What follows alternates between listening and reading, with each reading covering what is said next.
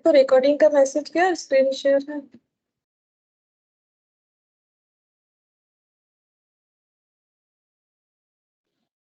Yes ma'am. अच्छा देखो अब हम लोग पढ़ेंगे टाइप्स ऑफ रिलेशंस। ठीक है, तो यहाँ पर हम लोग का लगभग ये चैप्टर कंप्लीट हो गया है। ठीक है, ये वाला हम लोग का कंप्लीट ही हो गया। आज का टॉपिक जो है वो कंप्लीट होने से हम लोग का हो जाएगा। ठीक है, मैथ्स कंप्लीट हो जाएगा। तो यहाँ पर देखो बोला है कि रिलेशन हम लोग पहले पढ़े हैं। ठीक है, यहाँ पर जिस तरीके से चैप्टर में दिया हुआ है, पहले सेट थ्योरी था, उसके बाद रिलेशन, फंक्शन, ठीक है, फिर टाइप्स ऑफ फंक्शन। अब यहाँ पर देखो टाइप्स ऑफ रिलेशन दिया है, मतलब पहले जो रिलेशन हम लोगों ने पढ़ा है उसी का अलग अलग टाइप्स पढ़ेंगे। जैसे फंक्शन का पढ़ते हैं, तो फंक्शन का हम लोगों ने टाइप देखा था, identity function, constant function, inverse function. ठीक है, फिर onto, into, bijective और सर्जेक्टिव, इस तरीके से टाइप्स ऑफ रिलेशन भी हम लोग पढ़ेंगे। तो यहाँ पर देखो कितने टाइप्स ऑफ रिलेशन होता है, पहले हम लिखवा देते हैं। यहाँ पर लिखते हैं कितने टाइप्स ऑफ रिलेशन होता है। तो रिलेशन मेनली जो है हम लोग का 3 टाइप्स होता है। देखो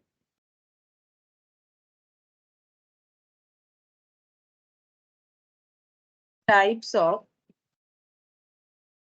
रिलेशन, एक है हम लोग का रिफ्लेक्सिव। ठीक है, reflexive. Next symmetric, transitive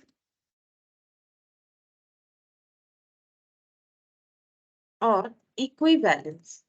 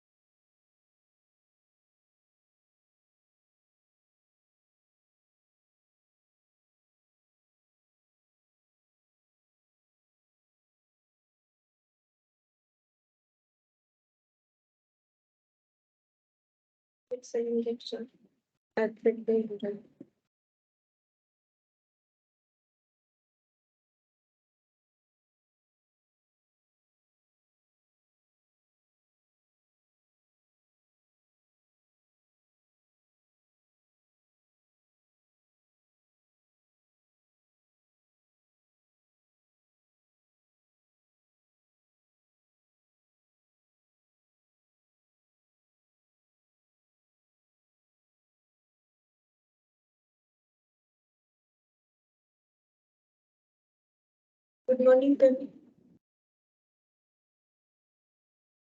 good morning ma'am.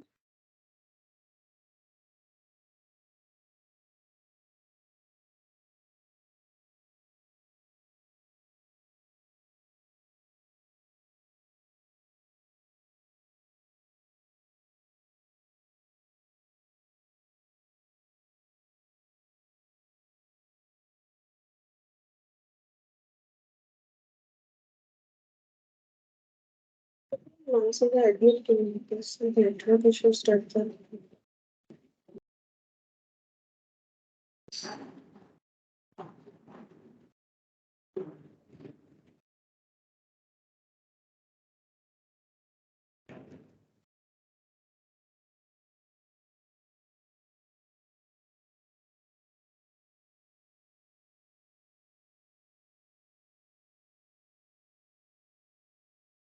एक मिनट देखते हैं हो जाता है।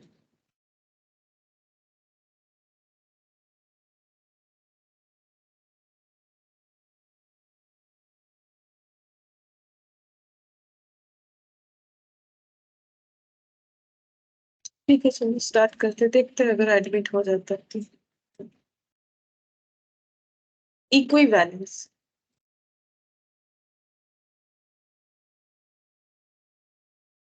नेक्स्ट जो रिलेशन है इसका नाम है इक्विवेलेंस। अच्छा अब देखो यहाँ पर रिफ्लेक्सिव किसे बोलते हैं और इक्विवेलेंस किसे बोलते हैं, सिमेट्रिक किसे बोलते हैं, हम थोड़ा थोड़ा इसका डेफिनेशन लिखवाते फिर समझाएंगे।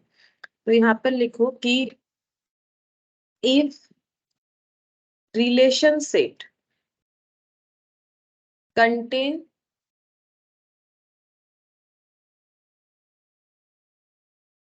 ordered pair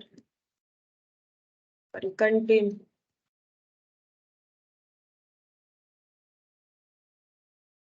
ordered pair in the form of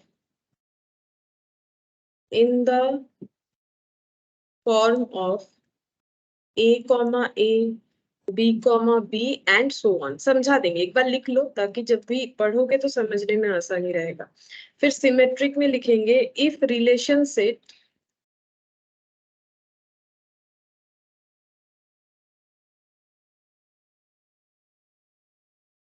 morning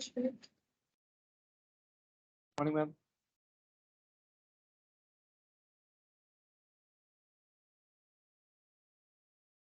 good morning Mansi.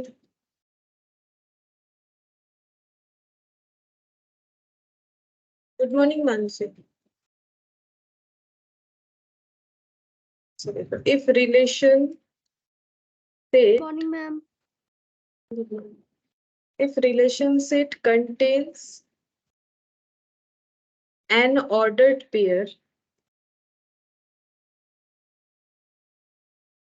a comma b, it must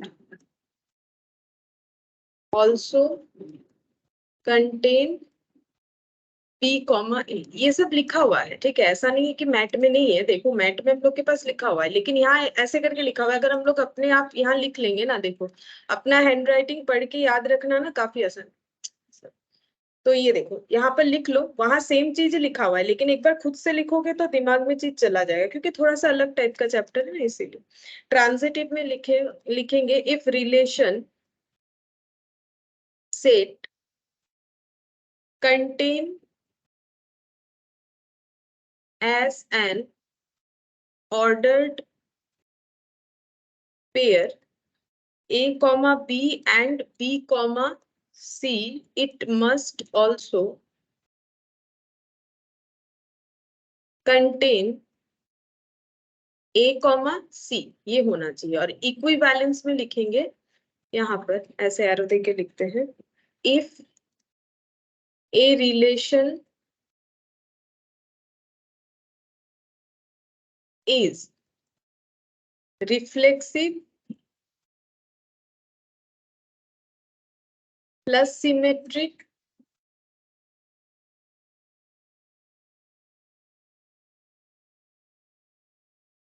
plus transitive,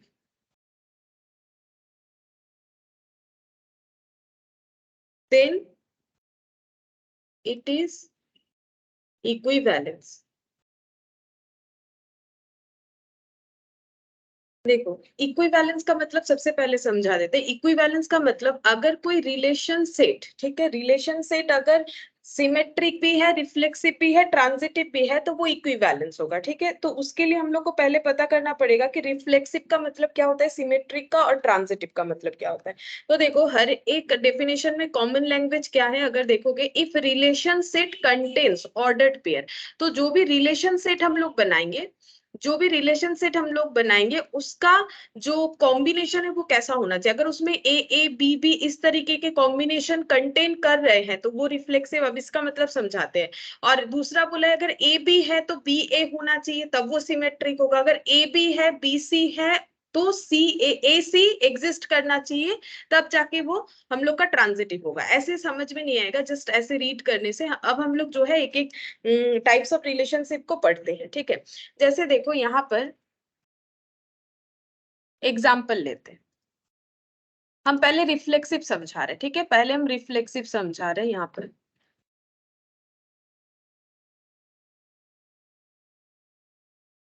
ए का वैल्यू ले लिया मैंने 1 2 3 4 और 5। बी का वैल्यू ले लिया 1 2 4 और 5, ठीक है। अच्छा, अब यहाँ पर सबसे पहले देखो हर जगह पे लिखा हुआ है रिलेशन सेट। रिलेशन सेट क्या होता था, अगर हम लोग दो सेट का कार्टेशियन प्रोडक्ट करते हैं, ठीक है, ये देखो इसका कार्टेशियन प्रोडक्ट कर लेते हैं सबसे पहले। ये देखो कार्टेशियन प्रोडक्ट में क्या आएगा, 1 1 1 2 1 4 1 5, तो यहाँ पर लिख लिया मैंने 1 1 1 2, ठीक है, 1 4 ऑर्डर्ड पेयर में लिखना पड़ता है ना, 1 5, ठीक है, ये मत भूलो। तो ये हो गया। अब इसके बाद 2 1 2 2 ऐसे लिखेंगे, 2 1 2 2 2 4 2 5, ठीक है, 2 4 2 5। अच्छा, इसके बाद नेक्स्ट कौन सा एलिमेंट से जाएगा, 3 से, तो 3 का लिखेंगे 3 1 3 2 3 4 3 5 3 4 3 5। उसके बाद लिखेंगे 4 1 4 2,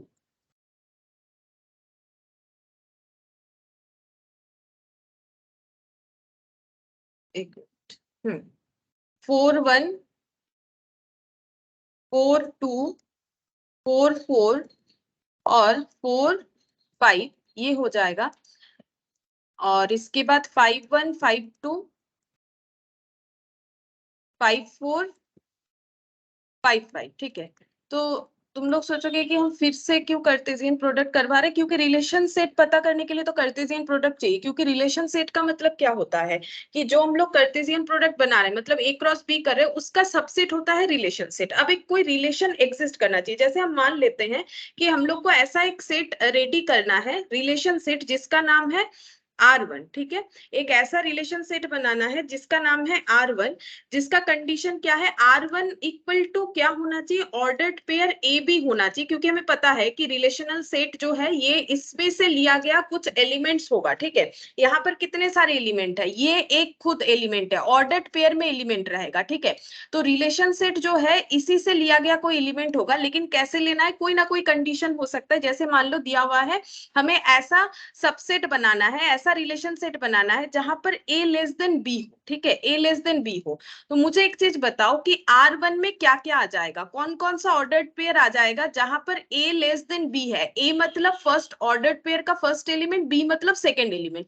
तो यहाँ पर मुझे बताओ कौन कौन सा एलिमेंट, सॉरी कौन कौन सा सेट आना चाहिए, सॉरी एलिमेंट आना चाहिए, सेट बोल रहे हैं, मतलब कौन कौन सा ऑर्डर्ड पेयर आना चाहिए जो कि जहां पर a लेस देन b है। कौन कौन सा ऑर्डर्ड पेयर आना चाहिए, तुम लोग कॉपी में लिखे हो तो वहां से देख देख के भी बता सकते हो कौन कौन सा ऑर्डर्ड पेयर आना चाहिए।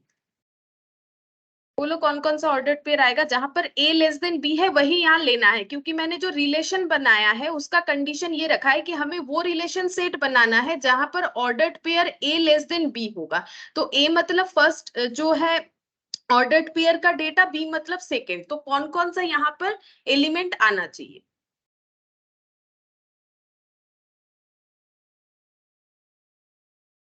अरे बोलो। Ma'am 1, B 1, 4 1, 5। हाँ 1, 2 आएगा। अच्छा, 1, 4 भी आएगा, 1, 5 भी आएगा, और कुछ नहीं आएगा। a less than B, a less than B, a less than B, ये वाला तो नहीं होगा क्योंकि यहाँ पर a जो है ग्रेटर है, यहाँ पर इक्वल है, यहाँ पर a जो है, ये वाला भी तो होगा 2, 4। और क्या होगा, कितना सारा होगा, तुम लोग लिख के बताओ कितना सारा होगा। 2, 4 तुम लोग अपने कॉपी में लिख के मुझे काउंट करके बताओ कि कितना सारा लिख रहे हो। तो 2, 4 होगा, जस्ट तो यहाँ पर देख देख के लिखना है। 2, 5 भी आएगा क्योंकि a लेस देन b है। उसके बाद और क्या आएगा, 3, 1 तो नहीं आएगा, क्या आएगा, 3, 2 भी नहीं आएगा, 3, 4 आ जाएगा। और क्या आएगा, 3, 5 भी आ जाएगा, 4, 1 नहीं आएगा। इधर देखते, 4, 1 ही लास्ट है। 4, 2 नहीं आएगा, 4, 4 नहीं आएगा, 4, 5 आएगा कि नहीं बताओ, 4, 5 आएगा कि नहीं, आएगा ना, क्योंकि a लेस देन b हो गया। अच्छा, ये 5, 1, 5, 2 5, 4 5, 5 में से कुछ आएगा या नहीं आएगा, इतना तो बता दो। 5, 1, 5, 2 5, 4 5, 5 में से कुछ आना चाहिए या नहीं आना चाहिए, नहीं आएगा। नहीं आएगा क्योंकि a ग्रेटर देन b है ना, हर जगह पे 5 ए को रिप्रेजेंट कर रहा है और 1 बी को रिप्रेजेंट कर रहा है, तो ए ग्रेटर देन बी है, तो मुझे वो रिलेशन सेट नहीं चाहिए, मुझे वो कंडीशन वाला रिलेशन सेट बनाना है जिसमें ये कंडीशन फुलफिल हो रहा है। तो ये हमारा रिलेशन सेट बन गया। और ये देखो इसका सबसेट है। सबसेट का मतलब क्या था, यहाँ पर जो एलिमेंट है वो इसके सुपरसेट में बिलोंग करेगा। तो R1 is a subset of A cross B with the relation this one. ठीक है, तो इसका मतलब क्या हो गया, R1 is a subset, R1 is a subset of A cross B, R1 is a subset of A cross B, ठीक है, which contain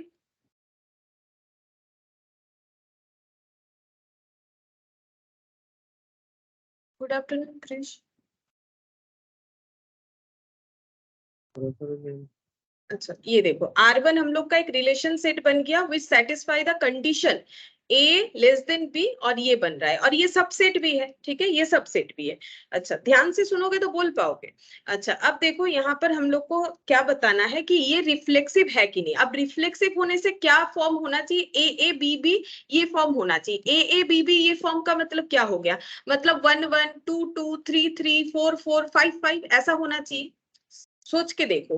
तो मुझे बताओ क्या इसमें R1 ये जो कंडीशन दिया हुआ है, क्या इसमें हम लोग का R1 सेट में क्या ये एलिमेंट आ सकता है 1 1 2 2, ठीक है, 3 3 4 4, ठीक है, जितने सारे एलिमेंट है उसके बेसिस पे देखना है। 1 2 3 4 5 इधर भी देखो वही है 1 2 4 5, तो 1 1 2 2 3 3 4 4 5 5 ये यहाँ पर नहीं आ सकता है। R1 में ये सब नहीं आ सकता है। R1 does not belong this set. ठीक है, R1 में ना तो 1 1 आ सकता है, ना तो 2 2 आ सकता है, ना तो 3 3, ना तो 4 4, ना तो 5 5। क्यों नहीं आ सकता है, बिकॉज ये कंडीशन फुलफिल नहीं होगा, क्योंकि मैंने जो R1 सेट बनाया है उसको इस कंडीशन पे बनाने के लिए बोला है। तो अगर किसी रिलेशन सेट में ये देखो, if relation set contains order pair in the form of A B B and so on, तो उसे रिफ्लेक्सिव बोलते हैं। देखो तो ये जो कंडीशन है इसके हिसाब से 1 1 2 2 3 3 तो आएगा नहीं। अगर नहीं आ रहा है तो ये रिफ्लेक्सिव नहीं। रिफ्लेक्शन का मतलब क्या है, जो जैसा है वैसा ही हमें अगर दिखता है तभी तो वो रिफ्लेक्शन होता है ना। तो 1 का रिफ्लेक्शन 1, 2 का 2, 3 का 3 ही होगा, 4 का 4, तो इसीलिए इसका नाम है रिफ्लेक्सिव। तो ये कंडीशन फुलफिल नहीं कर रहा है। अगर ये कंडीशन फुलफिल नहीं कर रहा है तो ये जो है, ये जो सेट बना है ये हम लोग का नॉट रिफ्लेक्सिव है। ये जो रिलेशन सेट बना है ये हम लोग का नॉट रिफ्लेक्सिव है। लेकिन अगर हम लोग दूसरा और एक रिलेशनल सेट बनाते हैं R2 और वहां पर लिखते हैं A comma B ordered pair से बनाना है, लेकिन कंडीशन क्या है, कंडीशन है A less than equal to B होना चाहिए। A less than equal to B होना चाहिए। तो R2 में क्या क्या आ जाएगा ये बताओ, R2 में क्या क्या हमें लिखना चाहिए। अगर less than equal to B बोल रहा है, मैंने लेस देन की जगह लेस देन इक्वल टू कर दिया, तो यहां से क्या क्या पिक कर सकते हैं, बोलो क्या क्या ले पाएंगे। बोलो एक दो नाम बोलो एटलीस्ट, क्या क्या लिख पाएंगे, तो मुझे समझ में आएगा ना कि तुम लोग मेरा बात समझ पा रहे हो नहीं पा रहे हो। A less than equal to B का पेयर हमें लेना है, तो क्या क्या यहाँ से ले सकते हैं। रिलेशन सेट तो A क्रॉस B से बनेगा ना, तो यहाँ से पिक करो क्या क्या पिक कर सकते हैं इस कंडीशन के हिसाब से। सच दैट ये ऐसा है कि A less than equal to B वाला ही हमें लेना है, तो बोलो क्या क्या लेंगे। मैम 1 का पूरा। 1 का पूरा ले लेंगे, ठीक है, मतलब 1 1 ले लेंगे, और 1 2 1 4, 1 2 1 4, ए लेस देन बी होना चाहिए या लेस देन इक्वल बी होना चाहिए। ठीक है, 1 1 1 2 1 4 1 5। अच्छा और कुछ नहीं आएगा, और यहां से यहां तक तो आ जाएगा। 2 1 नहीं आएगा, ठीक है, ये ग्रेटर हो रहा है। 2 2 आएगा, ये बताओ 2 2 आएगा कि नहीं आएगा। Yes ma'am. 2 2 आएगा क्योंकि इक्वल है, ठीक है। अच्छा 2 4, 2 4 भी आएगा, 2 5 भी आएगा। 2 4 क्यों आएगा, क्योंकि 2 लेस देन इक्वल नहीं है, तो क्या हुआ, दोनों कंडीशन है ना, या तो लेस देन हो जाए या तो इक्वल। इसका मतलब क्या होता है, या तो लेस देन हो जाए या तो इक्वल। 2 2 आ जाएगा, 2 4 आ जाएगा, 2 5 भी आ जाएगा। अच्छा और क्या आ सकता है 2 5 के अलावा, 3 1 नहीं आएगा, 3 2 नहीं आएगा, 3 4 नहीं आएगा, ठीक है, 3 हाँ 3 4 आएगा।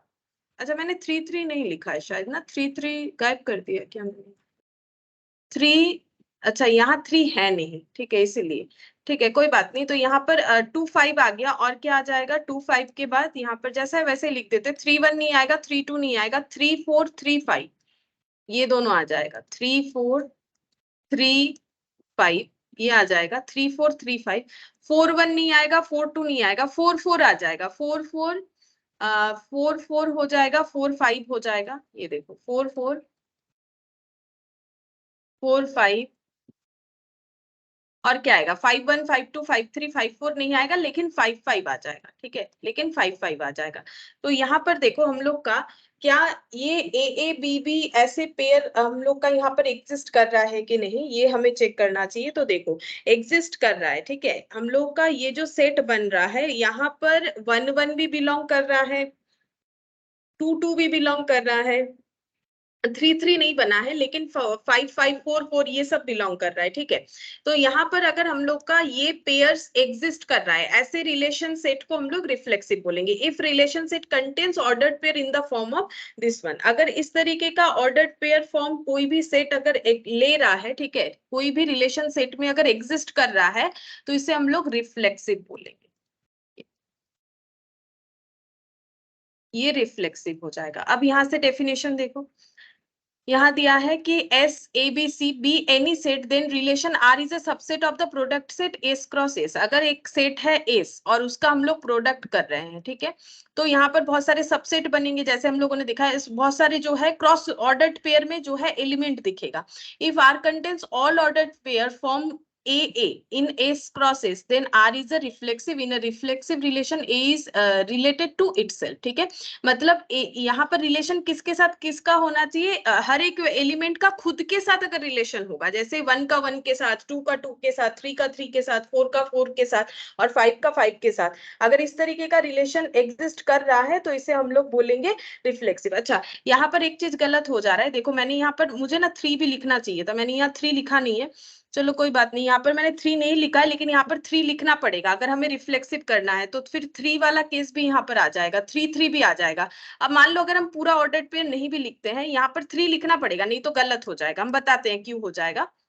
ये देखो 1 1 लिखा मैंने, 1 1 1 2 1 4 लिखा है, यहाँ पर एक 1 3 आ जाएगा। ठीक है, जैसे 3 मैंने यहाँ ऐड कर दिया, 1 5 2 1 2 2, यहाँ पर 2 3 आ जाएगा। ठीक है, 2 3 एक आ जाएगा, ये स्किप हो गया। 2 4 2 5 3 1 3 2, यहाँ 3 3 आ जाएगा, 3 3 3 4 3 5 4 1 4 2 4 3, यहाँ पर लिख देते हैं, आगे जगह है 4 3 4 4 4 5 5 1 5 2 5 3 आ जाएगा यहाँ पर। ठीक है, अच्छा अब ये गलत क्यों होगा, अगर हम लोग 3 3 नहीं लेते तो उसके हिसाब से ना यहाँ भी शायद थोड़ा सा बढ़ जाए। A लेस देन B में क्या आएगा, A लेस देन B में 1 3 आ जाएगा, 2 3 भी आ जाएगा, इसमें ये वाला भी आ जाएगा। ये देखो, ये पहले वाले जो मैंने लिखे थे ना,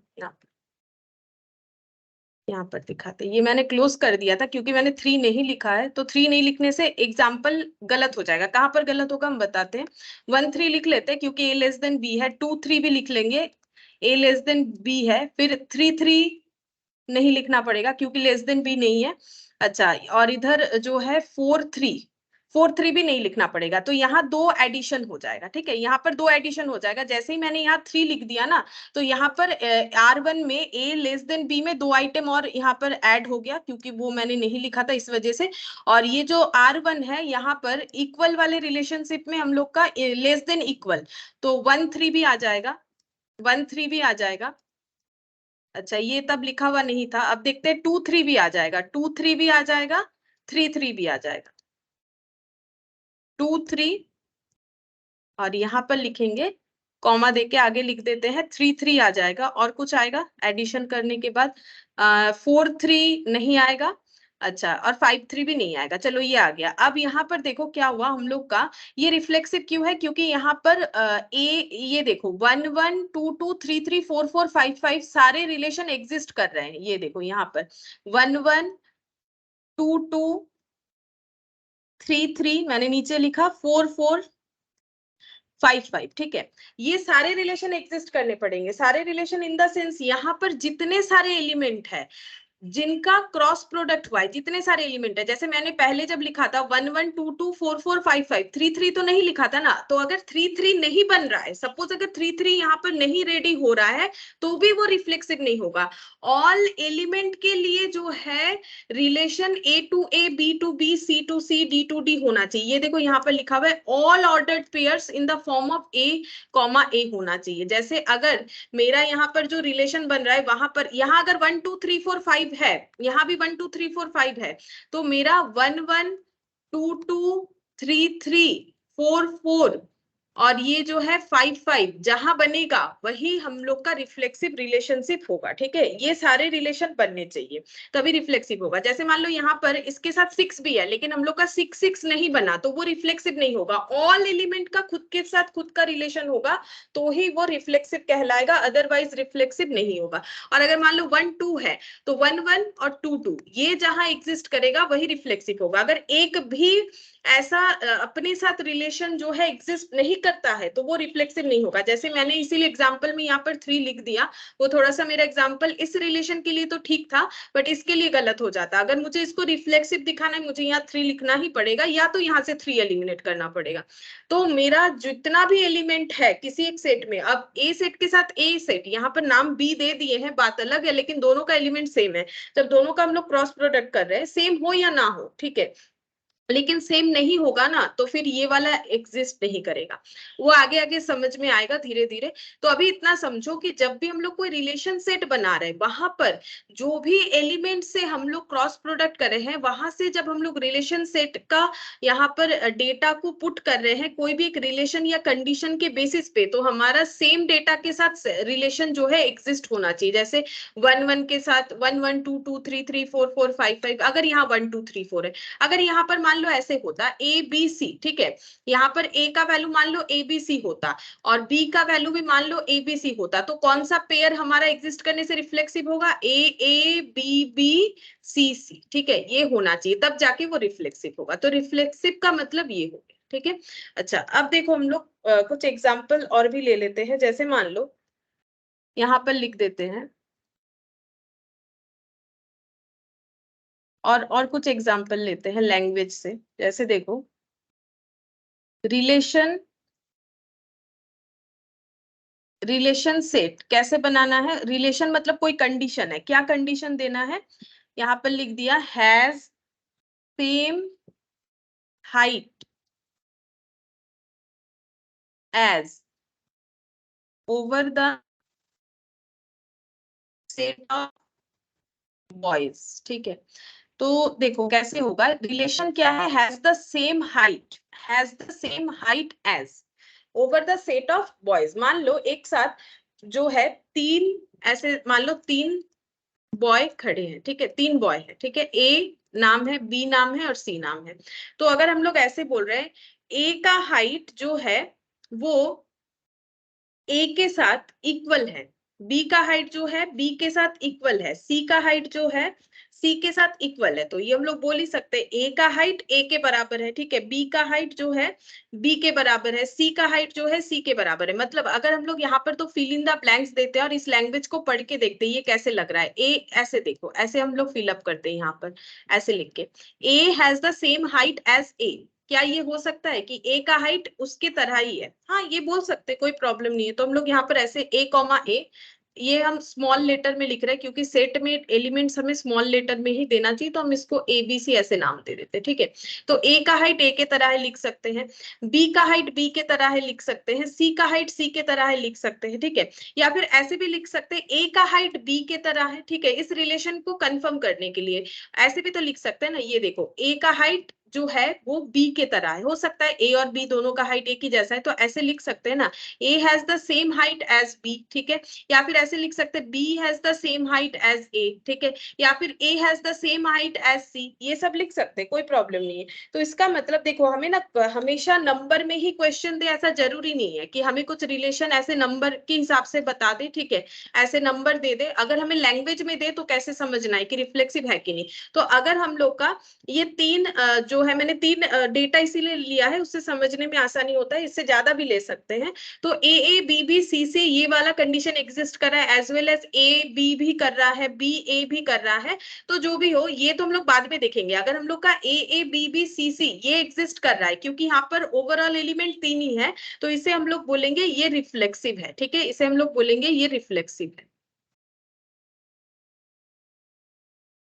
सेम ऐसा ही लैंग्वेज देके हम और एक बार करते हैं। देखो यहाँ पर हैज मोर वेट देन ये कंडीशन है, ठीक है, over the set of boys, ठीक है। तो यहाँ पर फिर से वही तीन बॉय ले लिए ए बी सी, ठीक है। अच्छा, अब यहाँ पे फिल इन द ब्लैंक्स करेंगे। क्या ये लैंग्वेज ठीक है, A has more weight than A का वेट ए से ज्यादा है, क्या ऐसा हम लोग बोल सकते हैं? ए का वेट ए से ज्यादा है, क्या ऐसा हम लोग बोल सकते हैं? सोच के देखो, ए का हाइट ए के जैसा ही है या फिर ए का वेट ए के जैसा ही है, ये हम लोग बोल सकते हैं, ठीक है। ऐसे तुम लोग बोल सकते हो कि मेरा वेट मेरे जैसा है, ठीक है, तो ये हम लोग बोल सकते हैं। लेकिन ऐसा बोल सकते हैं कि मेरा वेट मेरे से ज्यादा है, ऐसा तो नहीं बोल सकते ना, ऐसा तो कोई लैंग्वेज हो नहीं सकता है। तो यहाँ पर लैंग्वेज जब देगा तो हमें वो लिख के समझना पड़ेगा कि कितना सही हो रहा है। तो यहाँ पर A has more weight than A, ठीक है, B has more weight than B, C has more weight than C, ये वाला जो है लैंग्वेज बिल्कुल सही नहीं हो रहा है। तो ये पेयर एग्जिस्ट नहीं कर रहा है, इसीलिए ये हो जाएगा नॉट रिफ्लेक्सिव, ठीक है। यहाँ जो लैंग्वेज है उसके हिसाब से ये कंडीशन फुलफिल नहीं कर रहा है, इसीलिए ये हो गया हम लोग का नॉट रिफ्लेक्सिव, ठीक है। तो इसका मतलब ये हम लोग का रिफ्लेक्सिव रिलेशनशिप नहीं सेटिस्फाई कर रहा है, ठीक है। अभी तो हम रिफ्लेक्सिव समझा रहे हैं, उसके बाद जब दूसरा समझाएंगे तो इसमें देखेंगे कि इसी एग्जाम्पल में देखेंगे कि सिमेट्रिक वगैरह हो रहा है कि नहीं। तो देखो, हम लोगों ने दो एग्जाम्पल देखा, एक तो नंबर के हिसाब से देखा, एक यहाँ पे लैंग्वेज के हिसाब से देखा। तो नंबर भी देता है, लैंग्वेज भी देता है, तो उसके हिसाब से हमें चलना है। अब ये रिफ्लेक्सिव हो गया, इसका मतलब तो रिफ्लेक्सिव का ओवरऑल समरी क्या निकल के आया कि जो भी हम लोग सेट ले रहे हैं उसमें जितने भी एलिमेंट है वो सारे एलिमेंट का खुद के साथ खुद का रिलेशन अगर एग्जिस्ट करेगा, यानी ordered pair A B B C C D D and so on, मतलब जितना सारा डेटा होगा सभी का अगर खुद के साथ रिलेशन एग्जिस्ट करेगा तो ही वो रिफ्लेक्सिव होगा, अदरवाइज रिफ्लेक्सिव नहीं होगा। फिर देखेंगे सिमेट्री। तो देखो सिमेट्रिक में क्या होता है, यहाँ पर लिखते हैं सिमेट्री।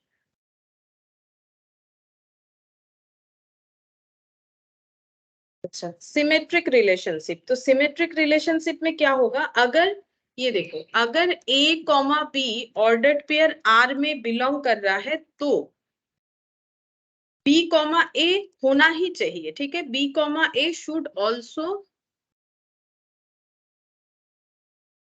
बिलोंग्स टू आर, ठीक है, should also belongs to R, ये होना चाहिए। यही मैंने डेफिनेशन भी लिखवाया है। देखो, in relationship, if relationship contains ordered pair A comma B, it must also contain B comma A. अगर A comma B condition fulfil कर रहा है तो बी कॉमा ए भी अगर कर रहा है तो ही वो सिमेट्रिक होगा। अगर ए कॉमा बी है तो बी कॉमा ए भी होना चाहिए, ठीक है, तभी जाके उसे हम लोग बोलेंगे कि ये सिमेट्रिक है। अच्छा, अब देखो, अगर हम लोग ऐसा एक सेट बनाते हैं, यहाँ पर R1 एक ऐसा रिलेशन सेट बनाना है जहां पर ऑर्डर्ड पेयर है A कॉमा बी, ठीक है, और ऐसा कंडीशन दिया है कि A लेस देन B होना चाहिए, ठीक है। तो अब कोई भी एक नंबर ले लेते हैं और A लेस देन B, जैसे मान लो कोई भी एक नंबर, फिलहाल हम ऑर्डर्ड पेयर करके और लिख नहीं रहे, चाहो तो लिख भी सकते हो, ठीक है। A लेस देन B, तो मान लो मैंने A का वैल्यू 2 ले लिया और B का वैल्यू मैंने 3 ले लिया, ठीक है। तो 2,3, ठीक है, 2,3, इसको लैंग्वेज में पढ़ो, ए लेस देन बी, ठीक है। तो क्या इस रिलेशन सेट में ये वाला भी आ सकता है 3,2? तुम लोग बताओ मुझे, ये रिलेशन कैसे बना? इसको अगर लैंग्वेज में पढ़ोगे तो ए लेस देन बी तभी हम लोग यहाँ पर लेंगे, ऐसा सोच रहे हैं, ठीक है। तो मैंने पहला एक अपने मन से जो है ऑर्डर्ड पेयर लिखा 2,3, ठीक है, ये किसी ना किसी प्रोडक्ट सेट का ही होना चाहिए। अब हम प्रोडक्ट सेट लिख के बार बार नहीं कर रहे, हम जस्ट ऐसे ही एक एलिमेंट लेके समझा रहे हैं, क्योंकि हमेशा प्रोडक्ट सेट करे ऐसा जरूरी नहीं है। तो देखो, अगर हम लोग A less than B ordered pair लिख रहे हैं 2,3, ये ठीक है क्योंकि 2 लेस देन 3, तो क्या उस रिलेशन सेट में 3,2 यानी 3 लेस देन 2 होगा? अगर 2 लेस देन 3 है ये तो ठीक है, क्या 3 लेस देन 2 ये पॉसिबल है कि नहीं है? अगर हम लोग का ये कंडीशन दिया हुआ है, मेरा बात एक बार समझने का कोशिश करो। यहाँ पर R1 दिया हुआ है, मैंने R1 जो है R1 में ये बिलोंग कर सकता है आसानी से, क्यों? क्योंकि मैंने कंडीशन दिया है A लेस देन B। तो क्या R1 में 3,2 बिलोंग करेगा? क्या R1 में 3,2 बिलोंग करेगा कि नहीं करेगा? मुझे इतना बताओ, इस कंडीशन में। नहीं मैम, नहीं करेगा।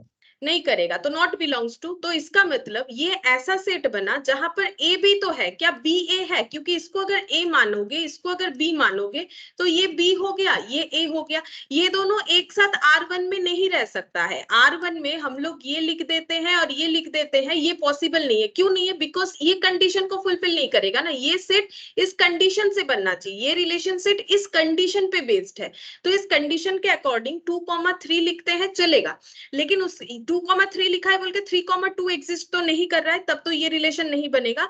तो क्योंकि A, B है लेकिन B, A नहीं बिलोंग कर रहा है, तो इसका मतलब ये क्या हो जाएगा, ये सिमेट्रिक नहीं हुआ। ठीक है, नॉट सिमेट्रिक, ये सिमेट्रिक नहीं हुआ। अच्छा, तो फिर कैसे होने से सिमेट्रिक होगा? अब हम दूसरा रिलेशन दे रहे हैं। जैसे मान लो यहां पर मैंने लिख दिया R2 एक सेट बनाओ, ठीक है, R2 एक सेट बनाओ जिसमें ऑर्डर्ड पेयर होगा इस तरीके से A, B, ठीक है, such that A is reciprocal of B, reciprocal of B। मतलब हम लोग को ऐसा ऑर्डर्ड पेयर डेटा लिखना है जहां पर A B का रेसिप्रोकल होगा। ठीक है, तो तुम लोग एक कोई भी डेटा बोलो जिसका जैसे मान लो मैंने लिखा 2/3, इसका रेसिप्रोकल बोलो क्या होगा? इसका रेसिप्रोकल मतलब क्या? उल्टा, न्यूमरेटर को डिनोमिनेटर, डिनोमिनेटर को न्यूमरेटर करो। 2/3 का रेसिप्रोकल क्या होगा? 3/2। 3/2। ठीक है, ये मान लो आर सेट का एलिमेंट मैंने देखा कि 2,3 3,2 हो रहा है। अच्छा, क्या हम लोग R2 में ये भी लिख सकते हैं? बताओ, जस्ट इसका ऑपोजिट, मतलब ए बी लिखा है, ये ए है, ये बी है। अब मुझे लिखना है बी ए, क्योंकि हम क्या सिखा रहे हैं कि सिमेट्रिक का मतलब क्या है। तो सिमेट्रिक का डेफिनेशन बोल रहे हैं ए बी है तो बी ए एग्जिस्ट होगा, तभी वो सिमेट्रिक होगा। तो बी ए मतलब ये पहले लिखेंगे, ये इसके बाद लिखेंगे। ठीक है, अब चेक करो क्या ये रिलेशन जो है सही हो रहा है। मतलब ए इज रेसिप्रोकल ऑफ बी, ये दोनों कंडीशन इस पे लग रहा है। 2/3 इज रेसिप्रोकल ऑफ 3/2 और 3/2 इज रेसिप्रोकल ऑफ 2/3। क्या ये ठीक है? बोलो ठीक है कि नहीं? हाँ यस मैम। करेक्ट है। 2,3 ये 3 को सॉरी 2/3 रेसिप्रोकल है 3/2 का, क्योंकि 3/2 को ऑपोजिट करो, उल्टा करो, रिवर्स करो, 2/3 होता है।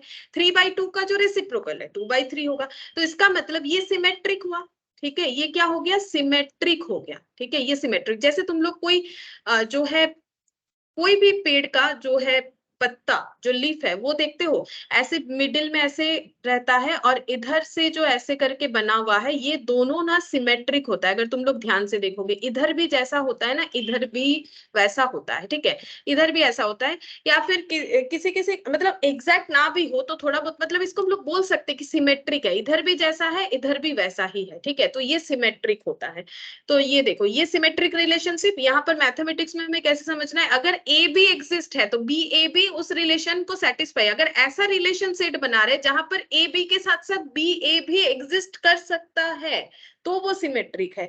और अगर एग्जिस्ट नहीं कर सकता है तो वो सिमेट्रिक नहीं होगा। ठीक है, और अगर एग्जिस्ट नहीं कर सकता है तो वो सिमेट्रिक नहीं होगा। अब हम लोग लैंग्वेज से एग्जाम्पल लेंगे, जैसे मैंने यहाँ पर लिया। ठीक है, ये तो नंबर से हो गया। अब हम लोग लैंग्वेज से एग्जांपल लेंगे। तो रिलेशन सेट हम लिख रहे हैं, यहाँ पर रिलेशन लिख रहे हैं लैंग्वेज में। ठीक है, ये जैसे जो है नंबर का रिलेशन है। अब हम लोग जो है सेंटेंस में लिखेंगे, is in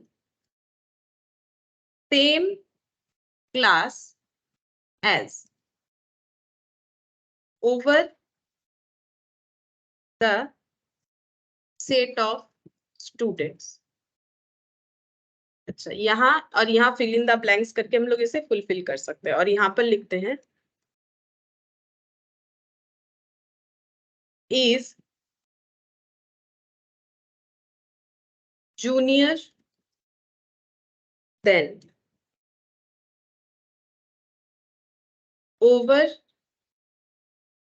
the set of students।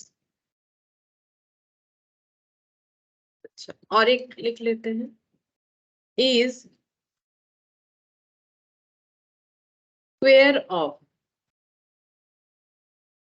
over the set of number। ठीक है। अच्छा, अब जैसे कोई भी एक नाम ले लो, जैसे मान लो ABC, ठीक है, 3 एलिमेंट से हम लोग इसे चेक करेंगे। ABC, ठीक है, ABC 3 स्टूडेंट है, तो क्या हम लोग बोल सकते हैं A is in same class, A is in same class as, यहाँ पर ना एज लिख दो तो लैंग्वेज, अच्छा एज तो लिखा हुआ ही था, सॉरी। तो A is in same class as A, ठीक है, क्या ये हम लोग बोल सकते हैं A is in same class as A, A is in same class as A। अच्छा ये देखो, ये हम लोग एक काम करते हैं, पहले सिमेट्रिक से समझते हैं, क्योंकि हम लोग सिमेट्रिक कर रहे हैं। तो A जो है A is in same class as B, ये हम लोग बोल सकते हैं A उसी क्लास में है जिस क्लास में B है। क्या ऑपोजिटली हम लोग ये बोल सकते हैं कि B is in same class as A? बिल्कुल बोल सकते हैं। यहाँ पर इसका मतलब क्या हो गया कि A जिस क्लास में है B उसी क्लास में है, ऑपोजिटली हम लोग बोल सकते हैं B जिस क्लास में है A उस क्लास में है। तो ये बात हम लोग आराम से बोल सकते हैं, क्योंकि हम लोग यहाँ पर ऐसा ऑर्डर्ड पेयर बना पा रहे हैं जहां पर ए बी बी ए दोनों एग्जिस्ट कर रहा है, तो ये क्या बन जाएगा, ये सिमेट्रिक बन जाएगा। ठीक है, ये सिमेट्रिक बन जाएगा। अगर तुम लोग चाहो तो सी से भी कर सकते हो, A is in same class as C, C is in same class as A, A जिस क्लास में पढ़ता है उसी में सी पढ़ता है, सी जिस क्लास में पढ़ रहा है उसी में ए पढ़ रहा है, तो ये दोनों चीज हम लोग बोल सकते हैं। तो यहाँ पर ए सी सी ए ये वाला भी कर सकते हैं। तो अगर ए सी है तो सी ए होना चाहिए, ए बी है तो बी ए होना चाहिए, बी सी है तो सी बी होना चाहिए, तो वो सिमेट्रिक होगा। तो इस लैंग्वेज में ये जो सेट का रिलेशन दिया हुआ है, ये रिलेशन ये कंडीशंस को सेटिस्फाई कर रहा है। अगर चाहो तो ये वाला भी लिख लो, जैसे कि बी सी और यहाँ पर सी बी, ये भी सेटिस्फाई करेगा, तो ये सिमेट्रिक हो गया। अच्छा, अब यहाँ पर देखो इज जूनियर देन, अब देखो हम लोग अगर ऐसा लिखते हैं ए इज जूनियर देन बी, ठीक है, ए जो है वो बी से छोटा है, ठीक है, तो ए जो है वो बी से छोटा है, तो क्या हम लोग ऐसे बोल सकते हैं बी इज जूनियर देन ए? क्या ये भी हम लोग बोल सकते हैं, या फिर ये गलत मीनिंग हो जाएगा? सोच के देखो, हम लोग बोल रहे हैं ए बी से छोटा है, फिर बोल रहे हैं बी ए से छोटा है, क्या ऐसा पॉसिबिलिटीज है या नहीं है?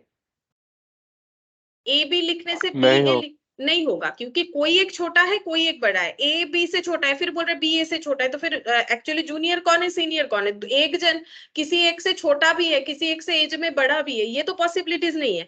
तो ये जो रिलेशन है यहाँ पर हम लोग का ना ए बी बी ए ये कंडीशन, या फिर ए सी बी ए सी सी ए, इस तरीके का कोई कंडीशन सेटिस्फाई नहीं कर सकता है, तो ये हो जाएगा नॉट सिमेट्रिक। ठीक है, नॉट सिमेट्रिक। हम एक ही से लिख के दिखा रहे और बाकी 3 नहीं लिख के दिखाए, लेकिन एग्जिस्ट नहीं करेगा। ठीक है, अच्छा फिर बोल रहा है इज स्क्वायर ऑफ, ठीक है, तो हम लोग ऐसा बोल सकते हैं, देखो इसमें कि 16 इज स्क्वायर ऑफ 4, ये बोल सकते हैं, मतलब 16,4 एग्जिस्ट कर सकता है, 16 इज स्क्वायर ऑफ 4। ठीक है, क्या ऑपोजिटली ऐसे बोल सकते हैं 4 इज स्क्वायर ऑफ 16? क्या ये भी हम लोग बोल सकते हैं कि 4 इज स्क्वायर ऑफ 16? क्या ये पॉसिबल है कि 16 4 का स्क्वायर है और 4 16 का स्क्वायर है? क्या ये सही है?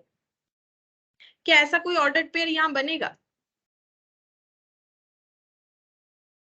16 अगर 4 का स्क्वायर है तो 4 थोड़ी ना 16 का स्क्वायर है, ये तो नहीं है। 4 16 का स्क्वायर रूट है, लेकिन स्क्वायर तो नहीं है। तो अगर ए बी है तो बी ए नहीं हो पा रहा है, तो ये नॉट सिमेट्रिक हो जाएगा। ठीक है, तो फिर इसमें हम लोग बोलेंगे कि ये नॉट सिमेट्रिक है, ये सिमेट्रिक नहीं है। ठीक है, तो 16 4 है तो 4 16 नहीं हो पा रहा है, तो ये नॉट सिमेट्रिक हो जाएगा। तो जो एलिमेंट हमारे पास गिवन है उसमें अगर हम लोग का ए बी और बी ए दोनों रिलेशन सेटिस्फाई करता है तो ही वो सिमेट्रिक होगा, अदरवाइज नहीं होगा। यही चीज, ये लैंग्वेज को हम समझाने का कोशिश करें कि क्या दिया हुआ है। If relation set contains ordered pair A B it must also contain B A, तभी वो होता है सिमेट्रिक, अदरवाइज सिमेट्रिक नहीं होगा। अब देखो ट्रांजिटिव, ट्रांजिटिव में क्या होना चाहिए इसका भी हम लोग देखते हैं क्या होगा।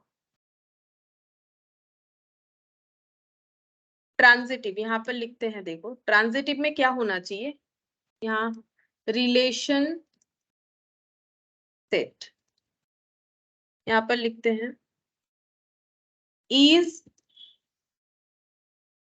Greater than over the set of natural number. ठीक है, कोई भी एक नेचुरल नंबर ले लो, जैसे हम लोग यहाँ पर ले लेते हैं 9, 9 इज ग्रेटर देन 7, ठीक है। तो क्या हम लोग बोल सकते हैं इसमें नेक्स्ट, अच्छा यहाँ पर हमारा हम लोग पढ़ रहे हैं लेकिन ट्रांजिटिव, ठीक है। तो ट्रांजिटिव का मेन क्या था, यहाँ पर हम लिख के दिखाते हैं। ट्रांजिटिव हमें बोल रहा है कि अगर ए बी है तो बी सी, ए बी और बी सी अगर किसी एक रिलेशन सेट में है तो must contain the ordered pair A comma C, ये होना चाहिए, ठीक है। तो मैंने ये ए मान लिया, ये मैंने बी मान लिया, मैंने एक एलिमेंट लिया 9 और 7। तुम लोग कुछ और ले सकते हो, कोई और नेचुरल नंबर ले लो, लाइक 5 ले लो, 3 ले लो, ठीक है, कुछ भी ले सकते हो। तो मैंने 9 7 लिया है। तो देखो 9 इज ग्रेटर देन 7, ठीक है, सही बात है, 9 इज ग्रेटर देन 7। अब ये अगर ए है और ये अगर बी है तो नेक्स्ट मुझे लेना पड़ेगा 7 और 7 के साथ कुछ और। तो मेरा है 7 इज ग्रेटर देन, क्या लेंगे, 7 इज ग्रेटर देन 5 ले लेते हैं, 4 ले लो, एक ही बात है, ठीक है, कुछ भी ले सकते हो, हम जस्ट समझा रहे हैं अभी। तो यहाँ पर देखो 7 इज ग्रेटर देन 5, ठीक है। अब क्या इससे हम लोग ये कंक्लूड कर सकते हैं ए कॉमा सी एग्जिस्ट होना चाहिए। ए का मतलब ये देखो, ये बी है, ये सी हो गया, ए कॉमा सी का मतलब 9 कॉमा 5, ठीक है, 9 कॉमा 5, क्या ये सेटिस्फाई हो रहा है, 9 इज ग्रेटर देन 5, बिल्कुल सेटिस्फाई हो रहा है, 9 इज ग्रेटर देन 5। मतलब ये जो मैंने रिलेशन सेट लिखा है नेचुरल नंबर्स का, मैंने ये नेचुरल नंबर्स लिए, कुछ और भी ले सकते हैं। तो इसमें हो रहा है ए बी बी सी, ये दोनों एग्जिस्ट कर रहा है, साथ ही साथ ए सी भी इसमें कंटेन कर रहा है। तो इसका मतलब ये ट्रांजिटिव है, ट्रांजिटिव रिलेशन है, ठीक है, ये ट्रांजिटिव रिलेशन है। अच्छा अब यहाँ पर देखते हैं इज, और एक रिलेशन लिखते हैं, is twice of, is twice of double, ठीक है, over the set of natural number, over the set of natural numbers, ठीक है। तो यहाँ पर ले लेते हैं 16, 16 इज ट्वाइस ऑफ, कितना हो जाएगा 8, 8 का डबल है 16, तो ये 16 हम लोग ए मान लेंगे, पहला पेयर मैंने ये लिखा, इसे बी मान लेते। फिर मुझे क्या लिखना है, बी कॉमा सी, मतलब 8, तो 8 इज ट्वाइस ऑफ, क्या हो जाएगा, 8 इज ट्वाइस ऑफ 4 हो जाएगा।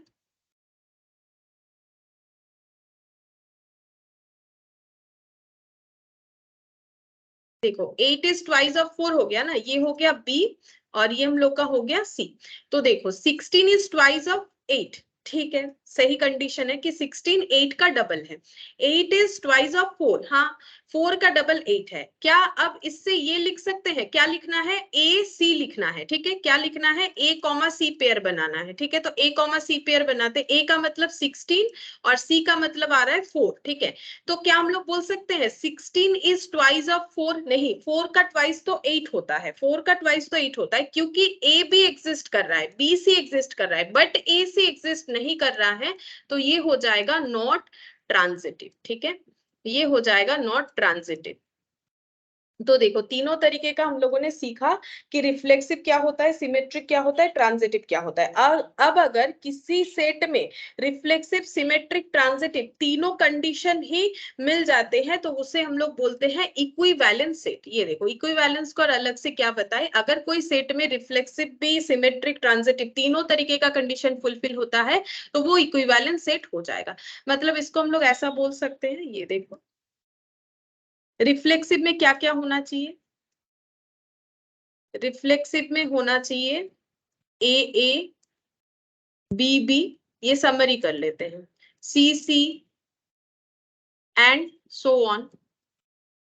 अच्छा और सिमेट्रिक में क्या होना चाहिए, सिमेट्रिक में हम लोग का जस्ट ऑपोजिट होना चाहिए, अगर ए बी है तो बी ए ये होना चाहिए, ठीक है।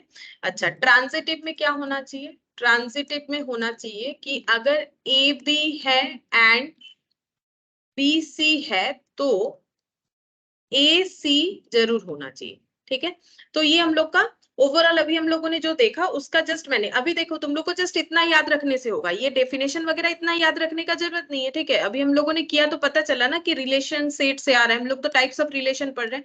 और अगर किसी मतलब रिलेशन सेट में ये तीनों कैटेगरी जो है एग्जिस्ट कर रहा है तो ये तीनों कैटेगरी जब एक साथ होगा तो उसे हम लोग बोलेंगे इक्विवेलेंस, इक्विवेलेंस, ठीक है। अगर तीनों चीज है तो उसे हम लोग बोलेंगे इक्विवेलेंस। तो देखो इस तरीके से तुम लोग लिख सकते हो, ये तीनों कंडीशन अगर सेटिस्फाई कर रहा है तो उसे हम लोग इक्विवेलेंस बोलेंगे। अच्छा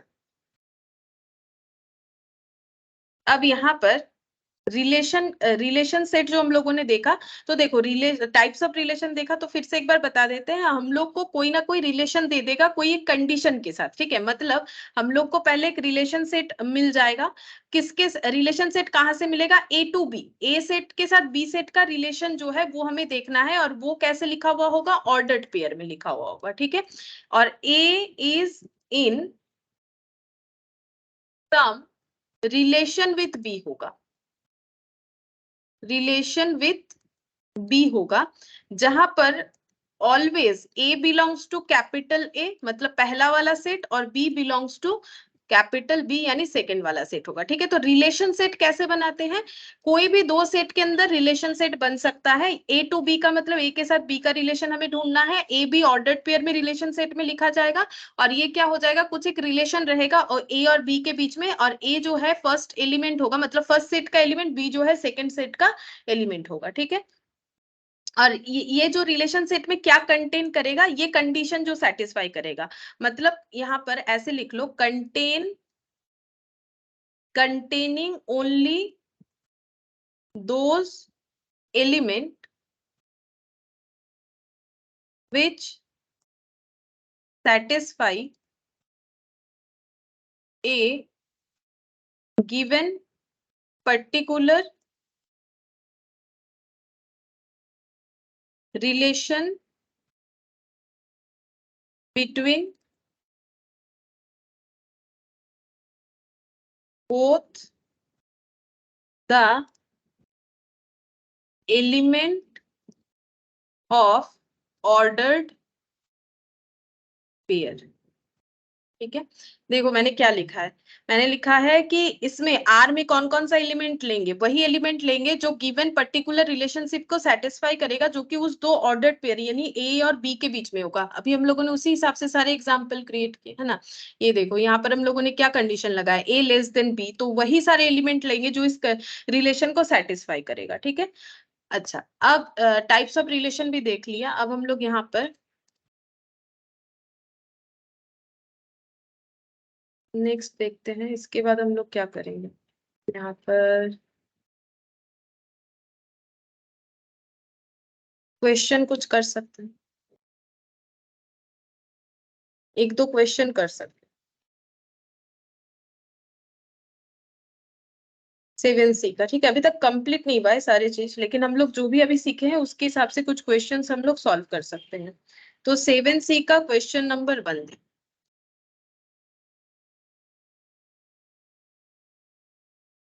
अच्छा इसमें बोला है रिलेशन क्या है, is smaller then over the set of eggs in a box, ठीक है, एक बॉक्स में कुछ एग है, ठीक है।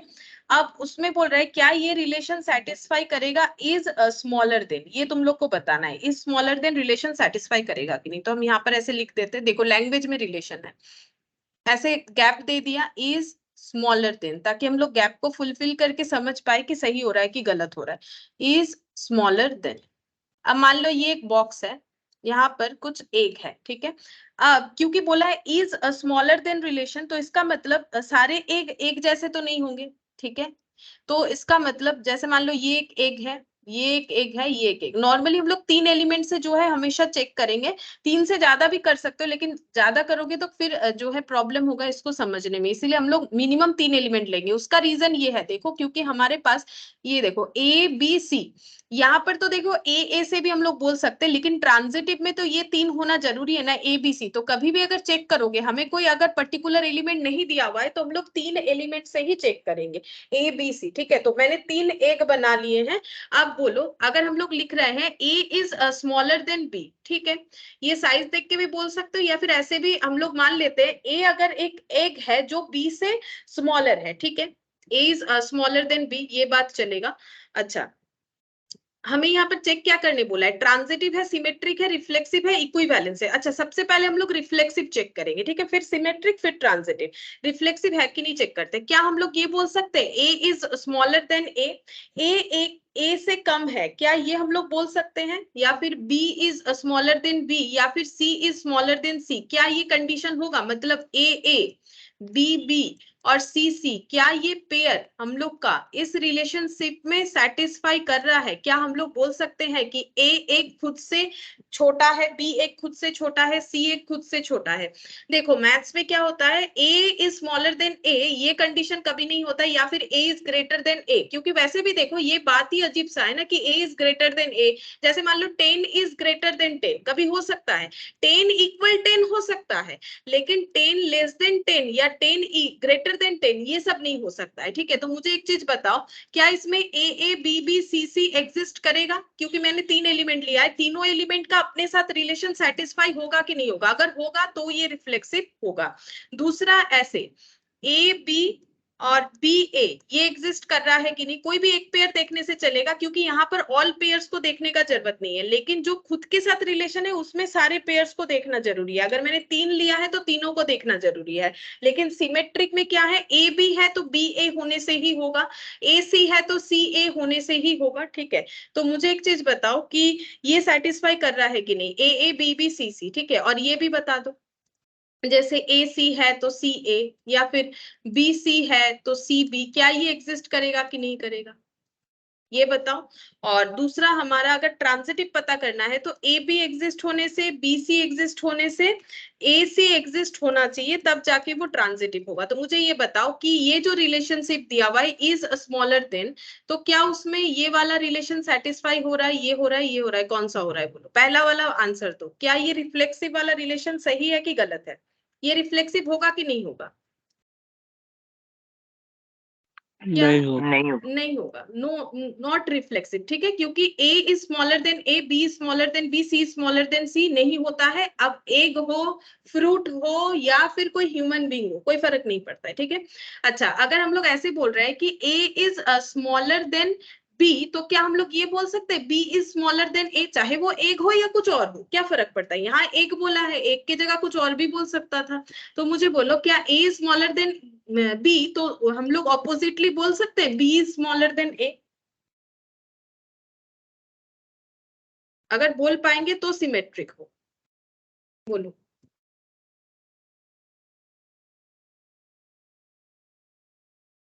अगर ए एक बी से स्मॉलर है तो क्या बी एक भी ए से स्मॉलर है? क्या ये हम लोग बोल सकते हैं? अभी तो देखो ना, अभी तो बताया था रिफ्लेक्सिव रिलेशन में, देखो कि यहाँ पर, सॉरी सिमेट्रिक वाले में भी बताया था ना, ये देखो यहाँ पर चला गया, ये रहा, ये देखो जूनियर देन। ठीक है, अगर ए बी से जूनियर है तो बी भी ए से थोड़ी ना जूनियर होगा। तो अगर ए एक बी एक से स्मॉलर है तो क्या बी एक भी ए एक से स्मॉलर होगा? कभी पॉसिबल है? बोलो। नहीं होगा। नहीं होगा, तो नॉट सिमेट्रिक हुआ। ठीक है, अच्छा क्या ट्रांजिटिव रिलेशन एग्जिस्ट कर रहा है? यहाँ पर किसी भी तरह से सिमेट्रिक नहीं होगा। देखो बी इज स्मॉलर देन सी, अगर हम लोग बोल रहे हैं बी इज स्मॉलर देन सी, ठीक है, तो सी इज स्मॉलर देन बी, ये तो हो ही नहीं सकता है ना, मतलब कोई एक स्मॉलर होगा, कोई एक ग्रेटर होगा। ठीक है, इसको थोड़ा सा ऐसे बड़ा कर लेते हैं। ठीक है, अगर तुम लोग को लग रहा है कि सी और बी सेम सेम है, तो वो तो मैंने ड्रॉ करते हुए किया, इसका लेंथ ऐसे बढ़ा दो। ठीक है, और फिर इसको लिख दो सी। फिर भी अगर हम लोग बोल रहे हैं कि ए इज स्मॉलर देन सी, ये अगर ट्रू है तो सी स्मॉलर देन ए, ये कभी भी ट्रू नहीं हो सकता। या तो ए एक छोटा होगा या तो सी एक छोटा होगा, दोनों ही एक दूसरे से नहीं छोटे हो सकते ना, कि ए सी से स्मॉलर है, सी भी ए से स्मॉलर है, ये पॉसिबल नहीं। अगर कोई किसी से स्मॉलर है तो इसका मतलब दूसरा उससे ग्रेटर है किसी भी पॉइंट ऑफ व्यू से। ठीक है, अच्छा अब ये A B B C A C exist कर रहा है कि नहीं? देखो बोल रहा है कि ए बी मतलब a is smaller then b। ठीक है, ये ड्रॉ अगर नहीं भी देखते हो तो नॉर्मल लैंग्वेज पढ़ के देखो, a is smaller then b। ठीक है, मतलब a एक जो है वो b एक से छोटा है, तो a एक जो है वो b एक से छोटा है, मतलब ये अगर a एक है ये b एक है। ठीक है, फिर हमें एक रिलेशन बनाना पड़ेगा, b is smaller then c। ठीक है, मतलब अगर ये b एक है तो फिर c ऐसे होना चाहिए, तो b is smaller then c हो गया। ठीक है, अब बोल रहा है a is smaller then c exist करेगा कि नहीं? तो a is smaller then c, क्या ये पॉसिबल होगा कि नहीं होगा? बोलो, अगर a b से कम है किसी भी चीज में, ठीक है, B C से कम है, सोचो A B से कम है, B C से कम है, तो सबसे हाईएस्ट तो C हुआ ना, A B से कम है, B C से कम है यहाँ पर, तो A C से कम होगा कि नहीं होगा? किसी भी कंडीशन में, चाहे ये एग वाला दे चाहे कुछ और दे दे, मुझे बताओ। अगर A B से कम है, ठीक है, मतलब A हो गया स्मॉल वैल्यू, ठीक है, किसी भी रीजन से देख लो, B उससे ज्यादा हो गया, B का वैल्यू जो है ग्रेटर हो गया देन A। अब बोल रहा है B इज स्मॉलर देन सी, तो बी जो है इसका मतलब बी का वैल्यू मीडियम हो गया, बी जो है वो सी से छोटा है लेकिन ए से बड़ा है, ठीक है। तो क्या A is smaller than C exist होगा कि नहीं होगा, हर एक कंडीशन में होगा कि नहीं होगा, ये बताओ, एक हो या कुछ और बोले, बोलो ये कंडीशन होगा कि नहीं होगा मैम। होगा, हमेशा होगा, देखो हमेशा होगा ये वाला कंडीशन। अगर इज स्मॉलर देन कंडीशन दे रहा है, सोच के देखो ना, अगर ए का वैल्यू ले लो, ए मैंने 10 ले लिया, बी मैंने 12 ले लिया, तो 10 इज लेस देन 12, ठीक है, ये condition A is less than B, ठीक है। अब बोल रहे B is less than C condition होना चाहिए, तो इसका मतलब इसको हम ले लेते हैं 30, ठीक है, तो फिर 12 लेस देन 13, ये बात भी सही है।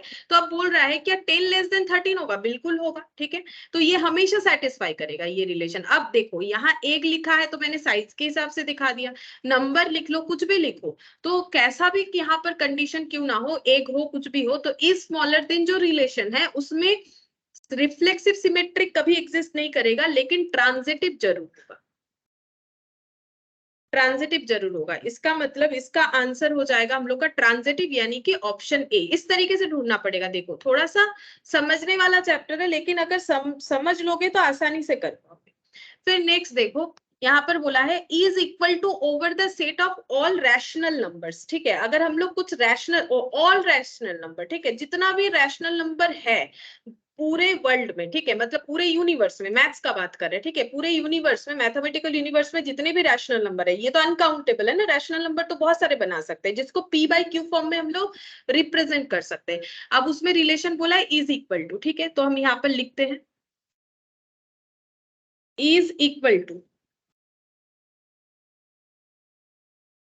Is equal to, relation satisfy कर रहा है कि नहीं। अब हम लोग रैशनल नंबर क्या ले, तो यहाँ पर ले लेते हैं रैशनल नंबर, रिफ्लेक्सिव टेस्ट करने के लिए ऐसे ले लेते हैं 2 इज इक्वल टू 2, अगर 2 ले लेते हैं रैशनल नंबर 2 बाई 1, ठीक है, 2 बाई 1 इसीलिए बोल रहे हैं क्योंकि रैशनल नंबर मतलब p बाई क्यू फॉर्म में डिजाइन कर सकते हैं, 3/3, या फिर देखो 4/5, 4/5 ऐसे मैंने लिख दिया। क्या ये पॉसिबल है, अगर हम लोग ऐसा लिखते हैं, कोई भी रैशनल नंबर से चेक करते हैं, हम लोगों ने रैशनल नंबर लिया है 2, 3, 4, 5, 4/5, ठीक है, कुछ और भी ले सकते हो जैसे 6,6, तो क्या ये रिलेशन सेटिस्फाई करेगा, 2 is equal to 2, 3 is equal to 3, 4/5 is equal to 4/5, या फिर 6 इक्वल टू 6, क्या ये रिलेशन एग्जिस्ट करेगा, अगर करेगा तो वो रिफ्लेक्सिव, हाँ करेगा, ठीक है, क्योंकि इक्वल हो सकता है, ग्रेटर या लेस नहीं हो सकता है, तो ये रिफ्लेक्सिव हो रहा है, ठीक है, ये रिफ्लेक्सिव हो रहा है। अच्छा, अब अगर हम लोग सिमेट्रिक चेक करना चाहते हैं, क्यों सारी चीजों को चेक कर रहे हैं, ऑप्शन देखो कैसे दिया हुआ है, ट्रांजिटिव है, सिमेट्रिक है, रिफ्लेक्सिव है, इक्विवेलेंस है, ठीक है, इसीलिए तो अब हम लोग सिमेट्रिक चेक करेंगे।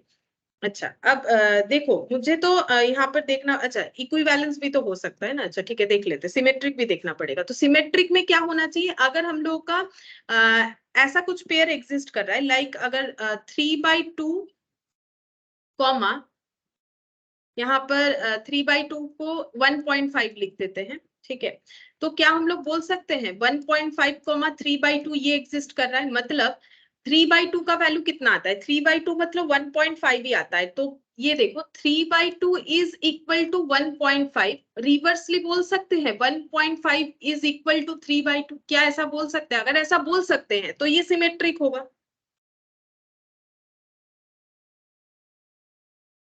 बोलो।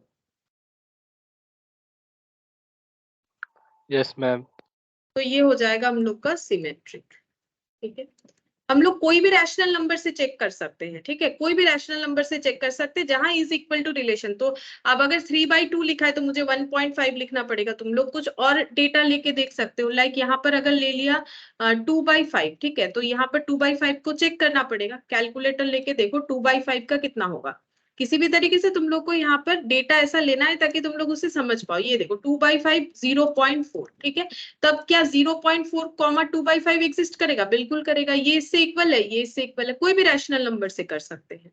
अच्छा, अब देखो नेक्स्ट हमें चेक करना है ट्रांजिटिव का, ट्रांजिटिव में क्या होता है, अगर हम लोग का ए बी और बी सी एग्जिस्ट कर रहा है तो ऐसा कुछ डेटा लेना चाहिए, जैसे हम ले लेते हैं यहाँ पर 6/4 कॉमा 3/2, तो देखो 6/4 का मतलब ही 3/2 होता है। मैंने इस हिसाब से लिया है ताकि हम लोग इस रिलेशन को चेक कर पाए। 6/4 का मतलब कितना हो जाएगा, यहाँ पर देखो 6/4 इज इक्वल टू 3/2। हाँ ये सही है, क्योंकि 6/4 का मतलब इसको अगर सिंप्लीफाई करोगे तो 3/2 ही होता है। तो 6/4 इज इक्वल टू 3/2। तो ये हो गया ए बी। नेक्स्ट हमें लिखना है बी सी। तो हम लिख देते हैं 3/2 इज इक्वल टू 1.5 होगा। ये देखो 3/2 इज इक्वल टू 1.5।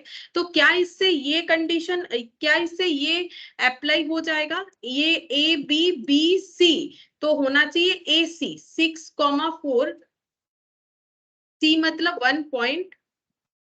क्या ये एग्जिस्ट हो रहा है? अगर हो रहा है तो ये ट्रांजिटिव भी होगा। मतलब 6/4 इज इक्वल टू 3/2। ये तो हम लोगों ने चेक किया, हाँ सही है, रिलेशनशिप आ रहा है। 3/2 इज इक्वल टू 1.5, हाँ है, यहाँ पर चेक किया था। अब ये ए है, ये बी है, ये सी है, और यहाँ पर ये ए है, ये सी है। तो ए सी में रिलेशन हो रहा है कि 6/4 इज इक्वल टू 1.5 हो रहा है कि नहीं, चेक करके देखो। अगर हो रहा है तो ये ट्रांजिटिव रिलेशन को भी सेटिस्फाई करेगा। बोलो ट्रांजिटिव होगा कि नहीं? हाँ मैम होगा। होगा, ट्रांजिटिव भी हो रहा है। इसका मतलब आंसर क्या देंगे, TSRE। बोलो, टी का मतलब ट्रांजिटिव, एस का मतलब सिमेट्रिक, आर का मतलब रिफ्लेक्सिव, ई का मतलब इक्विवेलेंस। इक्विवेलेंट। इक्विवेलेंस, तो इसका मतलब ये सेट हम लोग का इक्विवेलेंस सेट है। ठीक है, अब तुम लोग सोचोगे कि हमें कैसे डिजिट्स पता चलेगा। देखो थोड़ा सा प्रैक्टिस से पता चल जाएगा। जैसे यहाँ पर बोला रैशनल नंबर लेने, तो 2 इज इक्वल टू में पुट करके देखो, कोई भी लोगे रिफ्लेक्सिव में तो उतना प्रॉब्लम नहीं होता। यहाँ पर थोड़ा सा प्रॉब्लम हो सकता है कि ऐसा कैसा डिजिट ले ताकि हम लोग का ये रिलेशनशिप हम लोग चेक कर पाए। तो ऐसे थोड़ा सा देखना पड़ेगा। जैसे 6/4 लिया तो 3/2, कुछ और से भी तुम लोग कर सकते हो। थोड़ा सा प्रैक्टिस करने से पता चल जाएगा कि हमें कैसा डेटा लेने से हम लोग इसका चेक कर सकते हैं। तो रैशनल कोई भी डेटा लेके चेक कर सकते हो, ठीक है, लेकिन इज इक्वल टू पहले रिलेशन सेटिस्फाई करवाओ, फिर दोनों पेयर में इज इक्वल टू सेटिस्फाई करवाओ। अगर ये लिखा है इसके बेसिस पे ही सेकंड वाला बनेगा, क्योंकि अगर ये ए बी लिया है तो यहाँ बी सी, मतलब ये डेटा यहाँ लेना ही पड़ेगा। फिर इससे इक्वल डेटा यहाँ चेक करना पड़ेगा। ठीक है, उसके बाद तो बस ए सी लिखना है। तो तुम लोग दोबारा से इसका कोई और एग्जाम्पल लेके घर पे प्रैक्टिस करके देख सकते हो, और कोई भी प्रॉब्लम हो तो मुझे पूछ सकते हो, हम बता देंगे। अच्छा, अब देखते हैं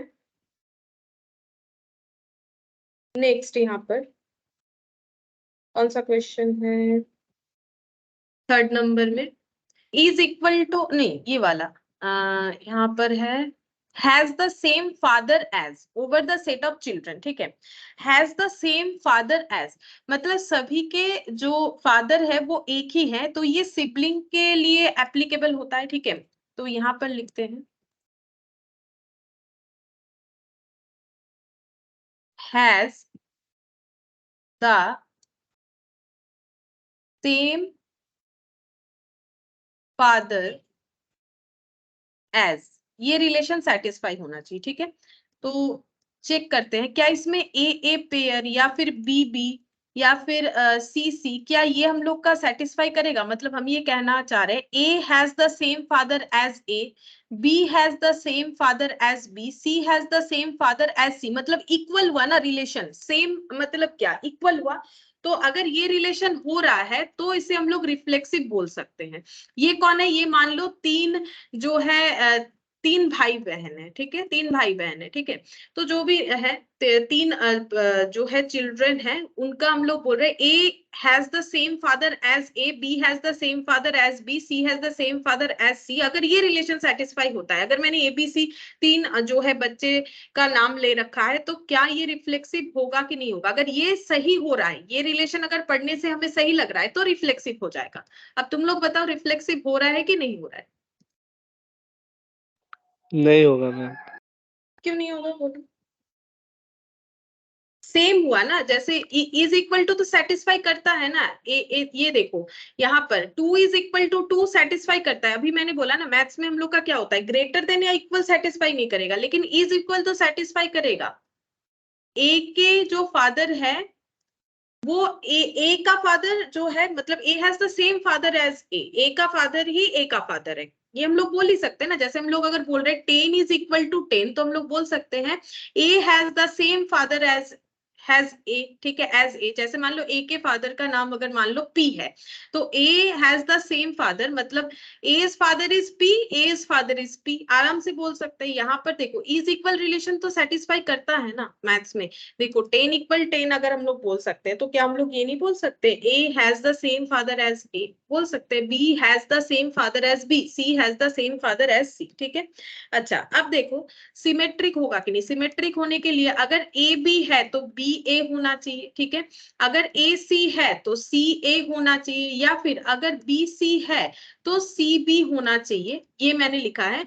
तो ये बनता है सिमेट्रिक, ठीक है, ये बनता है सिमेट्रिक। मैंने ये 3 चिल्ड्रन के ऊपर अप्लाई किया है एबीसी, जैसे यहाँ पर हम लोग नंबर ले सकते हैं ना, वैसे मैंने यहाँ पर क्या किया है, नाम ले लिया है। एक बच्चे का नाम ए है, एक का नाम बी है, एक का नाम सी है। अब बोल रहा है कि B has the same father as C, C has the same father as B, A has the same father as B, B has the same father as A. क्या ये सही है? अगर बी के जो फादर है वो सी के जो फादर है वही बी के फादर है, तो हम लोग ऑपोजिटली बोल सकते हैं C has the same father as B. क्या ये हम लोग बोल सकते हैं? अगर ये बोल सकते हैं तो ये रिलेशन हो रहा है। तो उसी तरीके से यहाँ पर दूसरा भी देखो, ये A has the same father as B, B has the same father as A, क्या ये एग्जिस्ट कर रहा है? बताओ। ये मैंने सेकंड वाला लिखा, और थर्ड वाला थोड़ा सा सोच के बताओ। ये देखो A has the same father as C, तो क्या हम लोग बोल सकते हैं C has the same father as A? बोलो ये बोल सकते हैं कि नहीं? सिर्फ रीड करके थोड़ा सा मीनिंग समझ के हमें बताना है। यस मैम होगा। होगा तो ये सिमेट्रिक हो गया, ठीक है। ए के फादर जो है वही बी के फादर है, तो ऑपोजिटली बोल सकते हैं बी के जो फादर है वही ए के फादर है, ठीक है। अब ट्रांजिटिव देखेंगे, ट्रांजिटिव में क्या होना चाहिए, ए बी अगर है और बी सी अगर है तो ए सी होना ही चाहिए, ठीक है। अब यहाँ पर लिख के देखेंगे, A has the same father as B, मतलब ए और बी के फादर एक ही है, ठीक है।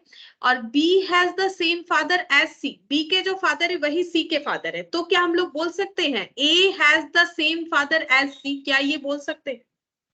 थोड़ा सा सोचो, ए और बी के फादर एक ही है तो ए भी भाई बहन हुए, बी और सी के फादर एक ही है तो बी सी भी भाई बहन हुए, यानी ए बी सी तीनों भाई बहन, यानी तीनों सिबलिंग्स हुए। तो क्या ये हम लोग बोल सकते हैं ए के फादर जो है वही सी के फादर है, A has the same father as C? क्या ये एग्जिस्ट करेगा?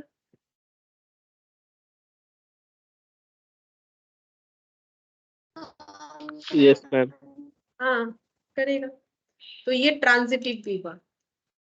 तो ट्रांजिटिव अगर तीनों रिलेशन सेटिस्फाई हो रहा है, अभी अभी हम लोगों ने सेम टाइप ऑफ क्वेश्चन किया, अगर तीनों रिलेशन सेटिस्फाई हो रहा है तो इसको हम लोग क्या बोलेंगे, इक्विवेलेंस। ऑप्शन डी हो जाएगा, इक्विवेलेंस, ठीक है।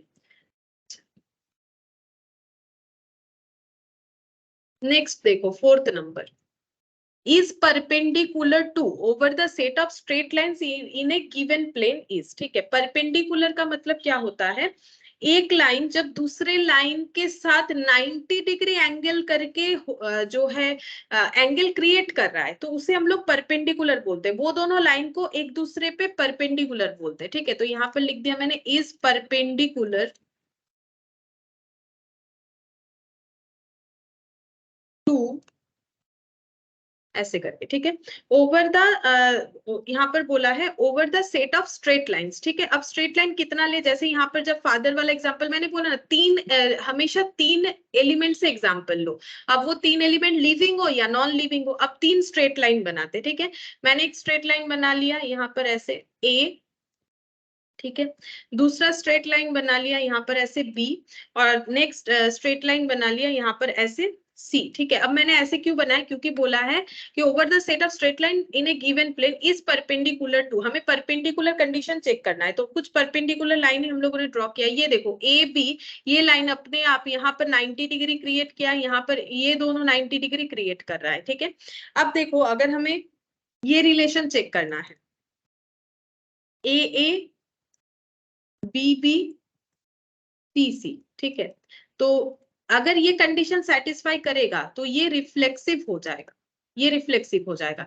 तो A is perpendicular to A, B is perpendicular to B, C is perpendicular to C, ठीक है।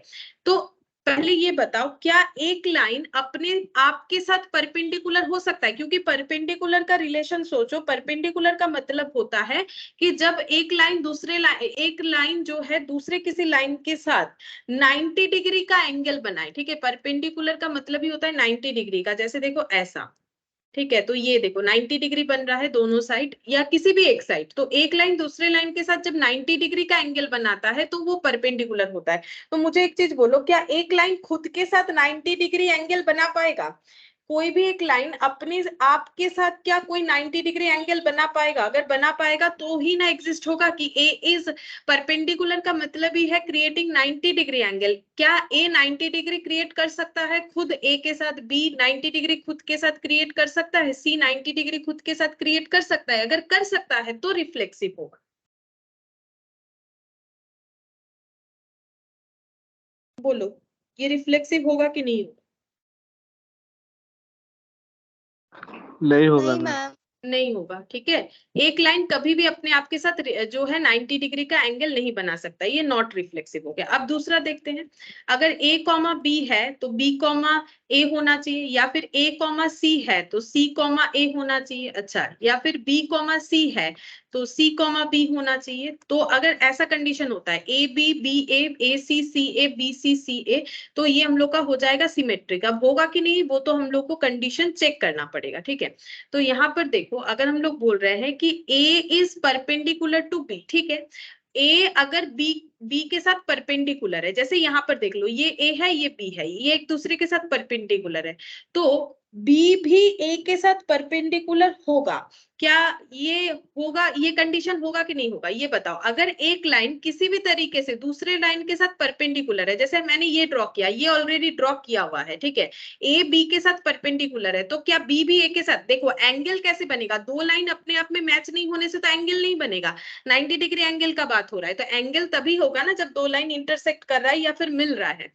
तो अगर ए बी पे परपेंडिकुलर हो रहा है तो क्या सिमिलरली बी भी ए पे परपेंडिकुलर हो जाएगा, मतलब 90 डिग्री एंगल बना रहा होगा। अगर हमें दोनों दो लाइन के ऊपर रिलेशन देखना है, बोलो। जैसे ये ऐसे देख लो या फिर ऐसे देख लो, ठीक है। क्या यहाँ पर दोनों लाइन एक दूसरे के साथ परपेंडिकुलर है? अगर यहाँ पर देखें ये लाइन इसके साथ 90 डिग्री बना रहा है तो ऑपोजिटली ये भी तो बोलेंगे ये लाइन इसके साथ 90 डिग्री बना रहा है। या फिर यहाँ देख लो, ये दोनों लाइन ना एक दूसरे के साथ 90 डिग्री बना रहा है, तो ये दोनों एक दूसरे, ऐसे देखोगे तो ये इस पे परपेंडिकुलर है, 90 डिग्री बना रहा है। ऐसे देखो तो 90 डिग्री बना रहे हैं। तो मुझे एक चीज बोलो, क्या A is perpendicular to B as well as हम लोग ये बोल सकते हैं B is perpendicular to A? अगर ए बी पे परपेंडिकुलर है तो बी ए पे परपेंडिकुलर होगा। क्या ये सही है बात? Yes ma'am. हाँ होगा, है ना। हाँ मैम। ये देखो ना, ड्रॉ से ही तो पता चल रहा है। अगर ए बी पे परपेंडिकुलर है तो बी ए पे अगर नहीं होगा परपेंडिकुलर तो 90 डिग्री कैसे बनेगा, ठीक है। सिमिलरली अगर ए सी पे परपेंडिकुलर है, वैसे यहाँ पर ए जो है वो सी के साथ परपेंडिकुलर है नहीं, तो या ए और सी एक दूसरे के साथ पैरेलल है, ठीक है। तो सी ए भी अपने आप में परपेंडिकुलर नहीं हो रहा है, तो यहाँ पर ए सी या सी ए वाला कंडीशन मेरे इस ड्रॉ के हिसाब से नहीं जा रहा है, ठीक है। इतना समझो, मेरे इस ड्रॉ के हिसाब से नहीं जा रहा है। तो क्या हुआ, हमें यहाँ पर ऑल एलिमेंट तो नहीं चाहिए, रिफ्लेक्सिव में जैसे ऑल चाहिए। मैंने अगर 3 एलिमेंट लिया है, तीनों में ये अपने आप में कंडीशन फुलफिल होना चाहिए। ए हुआ, बी हुआ और सी हुआ, नहीं हुआ तो नहीं, मतलब तब हम लोग रिफ्लेक्सिव नहीं बोलेंगे। मेरा बात समझो, मैंने यहाँ पर मान लो ये बी पेयर एग्जिस्ट नहीं करता तो इसे हमें लिखना पड़ता नॉट रिफ्लेक्सिव, ठीक है।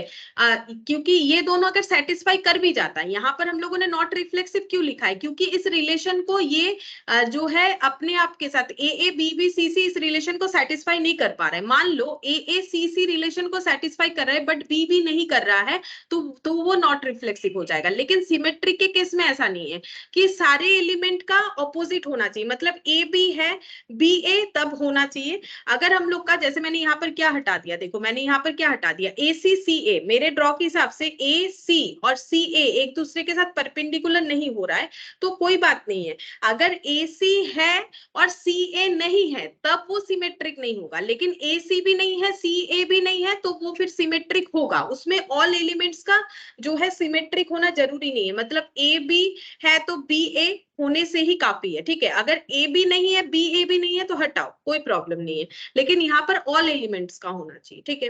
अब देखो B is perpendicular to C, ये सेटिस्फाई हो रहा है, and C is also perpendicular to B, तो भी ये सिमेट्रिक होगा। ये नॉट सिमेट्रिक होगा ऐसा बात नहीं है, क्योंकि यहाँ एक पेयर हट गया, फिर भी ये सिमेट्रिक होगा, क्योंकि सिमेट्रिक के केस में ए बी है तो बी ए होना पड़ेगा, तभी सिमेट्रिक होगा। सारे जैसे अगर बी सी सी बी भी एग्जिस्ट नहीं करता तो भी ये सिमेट्रिक होता, क्योंकि उसमें हमें क्या करना है, ऑल एलिमेंट का जो है, हमें ऑल एलिमेंट का खुद के साथ खुद का रिलेशन नहीं देखना है। ए बी है तो बी ए होना चाहिए, या फिर पी क्यू है तो क्यू पी होना चाहिए, बस इतना ही काफी है।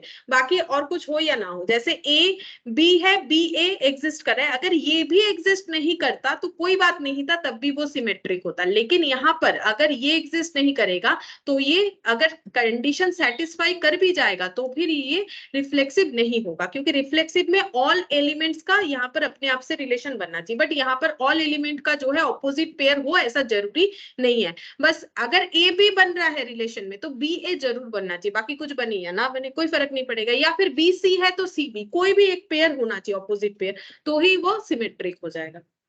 अब ट्रांजिटिव में देखेंगे ए बी और यहाँ पर लिख देते हैं बी सी, तो क्या ये बन रहा है ए सी, ये देखना पड़ेगा। A is perpendicular to B, ठीक है, A जो है वो B के साथ परपेंडिकुलर है। B is perpendicular to C, ये भी सही बात है। बोल रहा है A is perpendicular to C, नहीं A तो C के साथ परपेंडिकुलर नहीं हो रहा है, A C के साथ क्या हो रहा है, पैरेलल हो रहा है, ठीक है। A और C एक दूसरे के साथ पैरेलल हो रहा है, क्योंकि अगर A B एक दूसरे के साथ परपेंडिकुलर है, B C अपने आप में परपेंडिकुलर है, वैसे मैंने ड्रॉ किया है क्योंकि कंडीशन तो वही है ना, तो A C अपने आप में परपेंडिकुलर नहीं हो रहा है, तो ये हो जाएगा नॉट ट्रांजिटिव, ठीक है। तो इसका मतलब ना तो रिफ्लेक्सिव है ना तो ट्रांजिटिव है, सिमेट्रिक है, तो फोर्थ का आंसर हम लोग का एस हो जाएगा, यानी ऑप्शन बी, ठीक है। फोर्थ का आंसर सिमेट्रिक हो जाएगा। तो ये वाला चीज समझना जरूरी है, ठीक है। यहाँ हम लोग जितना एलिमेंट ले रहे हैं सब में जो है खुद के साथ रिलेशन बनेगा तो ही रिफ्लेक्सिव होगा, लेकिन सिमेट्रिक में ऐसा नहीं है कि हर एक पेयर जो है सेटिस्फाई करना चाहिए, अगर ये है तो इसका ऑपोजिट होना चाहिए, बाकी अगर कुछ ना भी हो चलेगा, कोई भी एक और उसका ऑपोजिट होने से ही चलेगा, ठीक है। और जो ट्रांजिटिव है उसमें हमारा ए बी बी सी और ए सी ये फुलफिल होने से ही हम लोग का ट्रांजिटिव होता है, क्योंकि ये फुलफिल नहीं हो रहा है तो ये नॉट ट्रांजिटिव हो जाएगा। अच्छा, फिफ्थ नंबर वाला इज रेसिप्रोकल ऑफ, ऐसा मैंने एग्जाम्पल में करवाया भी है, is reciprocal of, is reciprocal of, ठीक है। अच्छा, तो यहाँ पर जैसे हम लोग ले लेते हैं 2 2, ऐसे ले लेते हैं 1 1 2 2 3 3, ऐसा अगर ले लेते हैं, क्या ये पॉसिबल है, क्या इसमें रिफ्लेक्सिव रिलेशन पॉसिबल होगा, चाहे कुछ भी डेटा ले लो, क्योंकि हमें रेसिप्रोकल रिलेशनशिप बोला है for non zero real number, तो रियल नंबर तो कुछ भी हो सकता है, इंटीजर भी रियल नंबर है, ठीक है, रैशनल नंबर भी रियल नंबर है, इरैशनल भी रियल नंबर है, तो रियल नंबर तो कुछ भी हो सकता है। तो मैंने ये रियल नंबर लिए हैं, तो क्या कुछ भी रियल नंबर ले लो, क्या ये जो है ऐसा पॉसिबल है 1 इज रेसिप्रोकल ऑफ 1, या फिर 2 is reciprocal of 2, 3 is reciprocal of 3, क्या ये पॉसिबल है? अगर है तो रिफ्लेक्सिव होगा, अदरवाइज नहीं होगा। बोलो, क्या ये पॉसिबल होगा? नहीं होगा मैम। हाँ, तो ये नॉट रिफ्लेक्सिव होगा। तुम लोग चाहो तो कुछ और एग्जाम्पल से बना सकते हो। अब अगर हम लोग सिमेट्रिक को चेक करेंगे, सिमेट्रिक को चेक करेंगे और हम लोग रियल नंबर लेंगे, ठीक है। तो अगर हम लेते हैं यहाँ पर सपोज 2, तो यहाँ मुझे क्या लेना चाहिए? अब हम तुम लोगों से पूछ रहे हैं कि कैसे एग्जाम्पल क्रिएट करेंगे समझने के लिए। 2 इज रेसिप्रोकल ऑफ क्या होगा, ऐसा कुछ लिखो ताकि ये रिलेशन सेटिस्फाई करे, तब ना हम लोग पता करेंगे कि उसका ऑपोजिट लिखेंगे तो होगा कि नहीं। 2 का रेसिप्रोकल बताओ क्या होता है? 1/2। 1/2, ठीक है। तो 2 इज रेसिप्रोकल ऑफ 1/2, क्या ये दो एलिमेंट हम लोग लिख सकते हैं? लिख सकते हैं, बोला है ना रियल नंबर, तो दोनों ही रियल नंबर है। अच्छा, अब इसका ऑपोजिट पेयर लिखना पड़ेगा, तो 1/2, 2 लिखना पड़ेगा सिमेट्रिक चेक करने के लिए, क्योंकि सिमेट्रिक हमें क्या बताता है, ए बी है तो बी ए होना चाहिए। तो 2 is reciprocal of half, half is reciprocal of 2, क्या ये बात सही है? अगर सही है तो सिमेट्रिक होगा।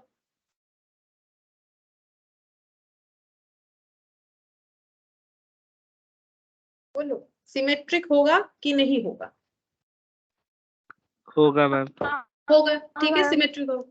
हाँ सिमेट्रिक होगा। अब तुम लोग कुछ और ले लो, लाइक ऐसे ले लो कि यहाँ पर 3/2 और 2/3, 3/2 इज रेसिप्रोकल ऑफ 2/3, करेक्ट, और 2/3 इज रेसिप्रोकल ऑफ 3/2। कैसा भी डेटा ले लो, बस चेक करना है कि सिमेट्रिक रिलेशन बन रहा है कि नहीं बन रहा है, ठीक है। तो यहाँ पर लिख देंगे 2/3, 3/, तो ये सिमेट्रिक हुआ। अच्छा, सिमेट्रिक तो हो रहा है। अब ट्रांजिटिव चेक करेंगे। ट्रांजिटिव में क्या होगा, ए बी, बी सी, सी ए, तो यही वाला ले लेते। 2 इज रेसिप्रोकल ऑफ 1/2, ठीक है, ये ए और ये बी हो गया। तो नेक्स्ट मुझे लिखना है बी सी, ठीक है। तो बी तो मुझे हाफ ही लेना पड़ेगा, तो सी मुझे क्या लेना चाहिए?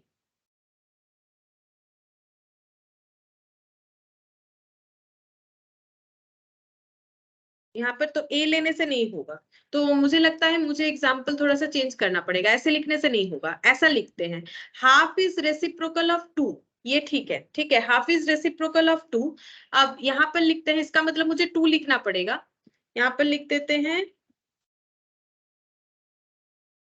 2 इज रेसिप्रोकल ऑफ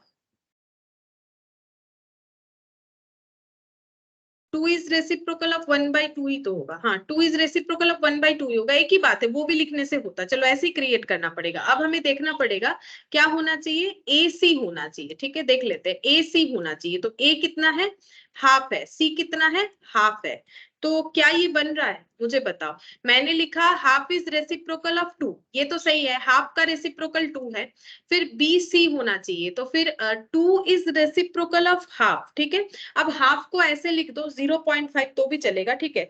ये सी हो रहा है यहाँ पर, ये सी हो रहा है, क्योंकि यहाँ पर 2 इज रेसिप्रोकल ऑफ हाफ ही लिखना पड़ेगा। यहाँ पर तो हम लोग कुछ और लिख नहीं सकते हैं। फिर यहाँ पर अगर हम लोग का आ रहा है ए इज रेसिप्रोकल ऑफ सी, मतलब half is reciprocal of half, क्या ये बनेगा, ये कंडीशन बनेगा?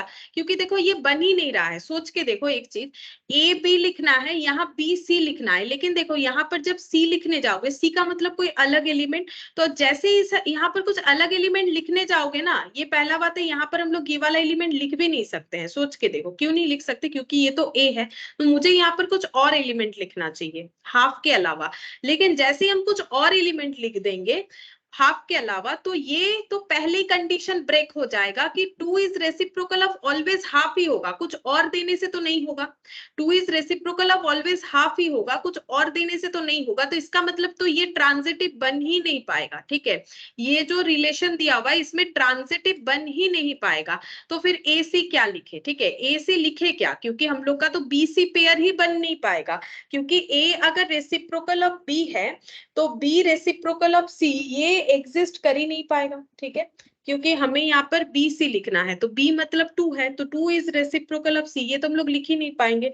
तो ये हम लोग का क्या हो जाएगा, ये हम लोग का नॉट ट्रांजिटिव हो जाएगा। तो इसका मतलब ये सिमेट्रिक हुआ, ये देखो एस, ऑप्शन ए, ठीक है, सिमेट्रिक होगा। क्योंकि ट्रांजिटिव वाला रिलेशन हम लोग बना ही नहीं पा रहे हैं, ठीक है, ट्रांजिटिव वाला रिलेशन हम लोग बना नहीं पा रहे। अच्छा, नेक्स्ट देखो यहाँ पर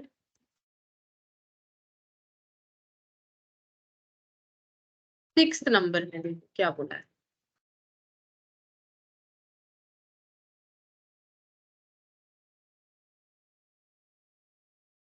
6 नंबर में बोला है x, y such that x belongs to x, y belongs to y, y equal to x। अच्छा, ये देखो ऐसे दिया हुआ है x, y such that x belongs to x, मतलब x जो सेट है वहां पर, y belongs to y, y belongs to y, y set में, ठीक है, जो एलिमेंट है वो x है, और x belongs to x, y belongs to y, और y equal to x, comma दिया हुआ है कि y equal to x, ये कंडीशन होना चाहिए, ये हम लोग का सेट बनना चाहिए जहां पर जो है y equal to x होगा। ये रिफ्लेक्सिव होगा, सिमेट्रिक होगा, ट्रांजिटिव होगा, या फिर इक्विवेलेंस होगा, मतलब तीनों एग्जिस्ट करेगा, वो हमें पता करना है। तो हमें ऐसा सेट का लिखना है डेटा जहां पर y इक्वल टू x होगा, ठीक है, जहां पर y इक्वल टू x होगा। देख लेते हैं, देखो कैसे हम लोग बना सकते हैं।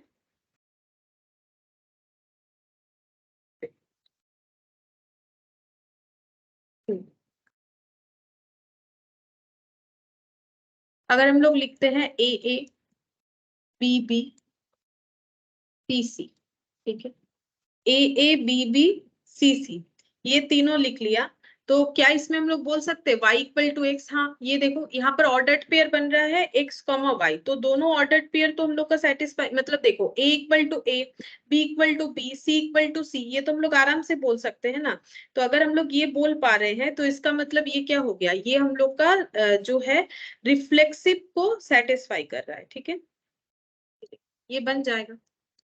कोई भी एलिमेंट ले लो, जैसे मैंने ए बी सी लिया है, अगर इस रिलेशन सेट में हम लोग उसे लिखना चाहते हैं तो कैसे लिखेंगे? इस रिलेशन सेट में अगर हम लोग लिखेंगे तो इसमें हम लोग का ऐसे ही ना होगा कि ए इक्वल टू, क्योंकि यहाँ बोला क्या है, कंडीशन क्या है, y इक्वल एक्स करना है हम लोग को, ठीक है, y इक्वल टू एक्स करना है। अच्छा, तो ये हम लोग का क्या हो जाएगा, ये हम लोग का हो गया रिफ्लेक्सिव। अच्छा, सिमेट्रिक देखेंगे, सिमेट्रिक में हम लोग का क्या हो जाएगा, दोनों इक्वल होगा वैसा वाला रिलेशन सेट हमें बनाना है, ठीक है, दोनों इक्वल होगा ऐसा रिलेशन सेट हम लोग को बना के देना है। अच्छा, तो यहाँ पर देखो हम लोग ये लिख सकते हैं कि ए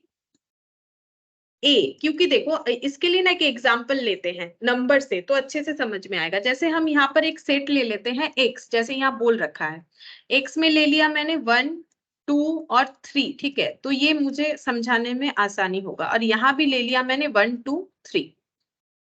अब इसको हम लोग प्रोडक्ट कर लेते हैं x क्रॉस y, तो ये क्या आ जाएगा 1 1 1 2 1 3, फिर 2 1 2 2 2 3, ठीक है। अच्छा, अब फिर देखो 3 1 3 2 3 3, ठीक है, 3 1 3 2 3 3, ये आ गया, ठीक है। अच्छा, अब यहाँ पर देखते हैं, देखो और कुछ नहीं बनेगा, ठीक है, 3 1 3 2 3 3। अब हमें क्या करना है, एक्स वाई ऑर्डर्ड पेयर ऐसे लेना है जहां पर y इक्वल टू एक्स हो, मतलब सेकंड एलिमेंट फर्स्ट एलिमेंट से इक्वल हो। तो मतलब जो रिलेशन सेट बनेगा, अगर हम उसे r से लिख रहे हैं तो वहां पर मुझे क्या क्या मिलेगा, सिर्फ 1 1 2 2 और 3 3 मिलेगा, ठीक है। और कुछ हम रिलेशन सेट में लिख ही नहीं सकते, क्योंकि और कुछ लिखेंगे तो वो इस कंडीशन को सेटिस्फाई नहीं करेगा, तो मुझे रिलेशन सेट में यही लिखना पड़ेगा। अब इसमें ये जो रिलेशन बना, क्या ये रिफ्लेक्सिव है, क्या ये सिमेट्रिक है, क्या ये ट्रांजिटिव है, वो मुझे फाइंड आउट करना है। तो ये ए बी हटा देते हैं, नंबर से ही मैंने दिखाया तो इससे समझने में आसानी होगा। तो हम लोग को फाइंड आउट करना है कि ये जो हम लोगों ने एग्जाम्पल लिया उसके हिसाब से हम लोग चेक करके देखेंगे कि जो ये रिलेशन सेट बना, क्या ये रिफ्लेक्सिव सिमेट्रिक या ट्रांजिटिव है कि नहीं, ठीक है। तो यहाँ पर 1 1 2 2 3 3 क्योंकि बन रहा है तो ऑब्वियसली ये रिफ्लेक्सिव तो होगा ही, ठीक है, क्योंकि रिफ्लेक्सिव इसीलिए हो रहा है क्योंकि ऑल एलिमेंट्स का अपने साथ रिलेशन बन रहा है, ठीक है। तो ये यहाँ पर लिख देते हैं, पीछे लिखते हैं, चलो ये रिफ्लेक्सिव है। यहाँ पर एज 1 1 2 2 3 3 एग्जिस्ट कर रहा है, तो ये क्या है, ये रिफ्लेक्सिव, ठीक है। अब चेक करना है सिमेट्रिक। अब सिमेट्रिक कैसे चेक करेंगे, क्योंकि हम लोग के पास तो यही एलिमेंट है, 1 1 है 2 2 है 3 3, और तो इस सेट में कोई एलिमेंट ले नहीं सकते। जैसे अगर हम यहाँ पर 1 1 1 फिर 1 2 2 1 लिख लेते हैं, जैसे यहाँ पर है, ये देखो 1 2 भी है 2 1 भी है, लेकिन ये इस रिलेशन सेट में हम लोग लिख नहीं सकते, क्यों, अगर वो लिख लेंगे तो ये कंडीशन ही सेटिस्फाई नहीं करेगा, तो सेट को तो हम लोग बदल नहीं सकते हैं। तो इसका मतलब अगर मुझे चेक करना है सिमेट्रिक तो मुझे इसी एलिमेंट से चेक करना पड़ेगा। तो इसमें देखो ये यहाँ पर थोड़ा सा एक नया चीज हम लोग सीखेंगे, नया नहीं मतलब कंसेप्ट देखो, 1 1 का ऑपोजिट क्या होगा, अगर मुझे 1 1 का ऑपोजिट निकालना है, क्योंकि सिमेट्रिक का मतलब क्या है, अगर ए बी है तो बी ए होना चाहिए, ठीक है। तो अगर ये मेरा ए है ये मेरा बी है, ठीक है, क्यों, क्योंकि मेरा दोनों सिमिलर है, तो ये ए है बी है, ठीक है, तो इसका मतलब बी ए होना चाहिए। तो अगर किसी सेट में 1 1 है तो उसका ऑपोजिट तो 1 1 ही होगा ना, उसका ऑपोजिट तो 1 1 ही होगा, लेकिन सेट थ्योरी में क्या होता है, रिपीटेशन अलाउड नहीं है, ठीक है, इसीलिए यहाँ पर 1 1 एक ही बार लिखेंगे। ये सब तो एलिमेंट हो गया ना, आर सबसेट का, ठीक है। R is a subset of the product set X cross Y, तो ये जो रिलेशन सेट है ये इसका सबसेट हुआ। तो हम लोग तो जो है इसको एक ही बार लिख सकते हैं क्योंकि रिपीटेशन अलाउड नहीं है। तो क्या ये सिमेट्रिक नहीं बनेगा? तो ये सिमेट्रिक बनेगा। क्यों सिमेट्रिक बनेगा? देखो ऐसे चीज में देखो, ऐसा जब भी कंडीशन आएगा ना जहां पर हम लोग ये पेयर्स के अलावा कुछ नहीं लिख सकते हैं, तो वो तीनों रिलेशन को जो है क्रिएट करता है रिफ्लेक्सिव सिमेट्रिक ट्रांजिटिव। हम फिर से बताते हैं, यहाँ पर अगर मेरा ये ए है और ये मेरा बी है, ठीक है, और क्योंकि देखो मुझे सिमेट्रिक देखना है तो मुझे ए बी और बी ए चेक करना पड़ेगा। रिफ्लेक्सिव देखना है तो मुझे ए ए बी बी और सी सी चेक करना पड़ेगा, क्योंकि 3 एलिमेंट है तो हम उस हिसाब से देख रहे हैं। तो ए ए बी बी सी सी बन रहा है। अब अगर मुझे यहाँ पर ए बी इंडिविजुअली कुछ मिल नहीं रहा है उस रिलेशन में, तो यही मेरा ए है यही मेरा बी है, क्योंकि उसमें तो कुछ इंसर्ट होगा ही नहीं दूसरा रिलेशन, क्योंकि ये तो फिक्स्ड कर दिया है ना हमें कि वैसा ही रिलेशन सेट बनाना है जिसमें हम लोग का पेयर्स जो है वो बराबर हो, y और x बराबर हो, ठीक है। तो ऐसे कंडीशन में हमें क्या करना पड़ेगा, यही वाला हमारा a और नेक्स्ट वाला हम लोग का b हो जाएगा, मतलब दिस वन a और ये b हो जाएगा। तो इसका ऑपोजिट क्या होगा, ba, मतलब 1 1 का ऑपोजिट क्या होगा, 1 1 ही होगा, ठीक है। अब क्योंकि सेट थ्योरी में रिपीटेशन अलाउड नहीं है, इसका मतलब हम लोग ये मानेंगे कि इसका ऑपोजिट 1 1 का ऑपोजिट 1 1 दोबारा लिखना नहीं है, क्योंकि जो है रिपीटेशन अलाउड नहीं है। 2 2 का ऑपोजिट 2 2 ही होगा। अब क्योंकि इसमें रिपीटेशन अलाउड नहीं है तो एक ही बार लिखा गया है यहाँ पर, ठीक है। 3 3 का ऑपोजिट जो है 3 3 होगा, तो इसका मतलब हम लोग बोलेंगे कि ये सिमेट्रिक भी है, ठीक है। अच्छा, अब ट्रांजिटिव में क्या होता है, ट्रांजिटिव में हमें देखना पड़ेगा, यहाँ पर लिखते हैं ट्रांजिटिव, ठीक है। ट्रांजिटिव में क्या चेक करना पड़ता है, अगर ए बी है और बी सी है तो ए सी होना चाहिए, ठीक है। अब हम लोग के पास तो यही एलिमेंट है फिक्स, ठीक है, इसके अलावा तो कुछ एलिमेंट हम लोग अपने आप से भी इंसर्ट नहीं कर पाएंगे।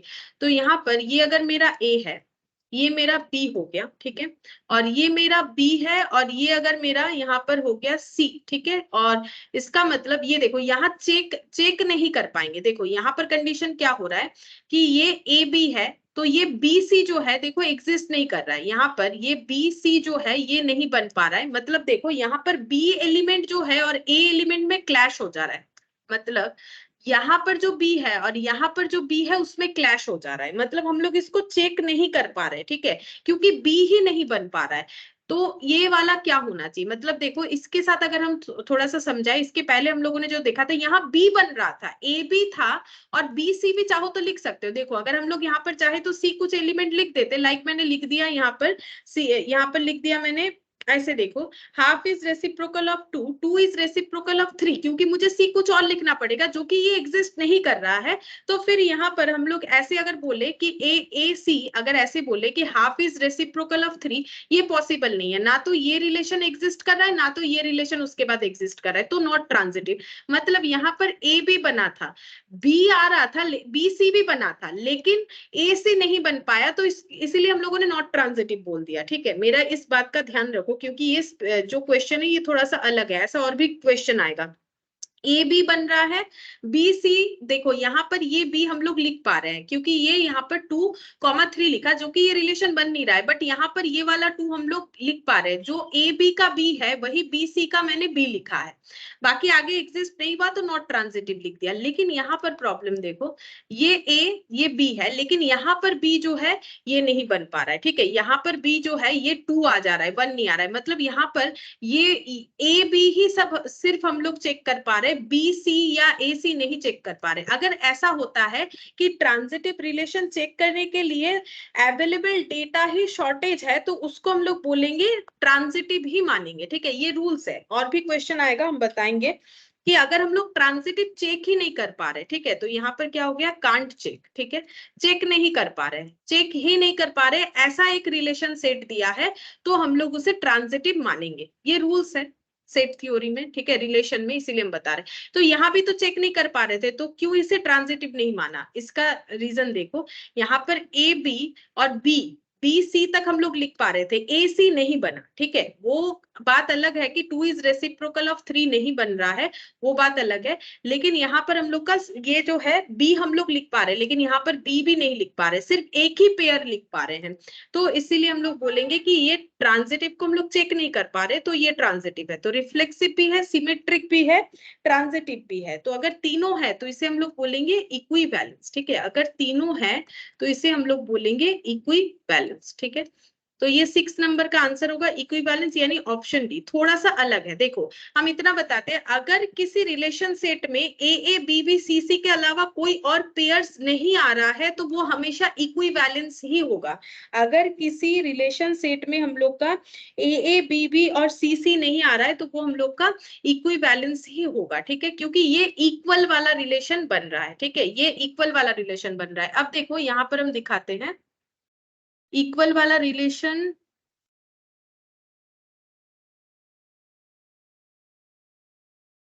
ये देखो जहां इक्वल था ना वो रिफ्लेक्सिव भी हुआ था, देखो जहां इक्वल था वहां वो सिमेट्रिक भी हुआ था। ध्यान से देखो, has same height as over the set of boys, ठीक है।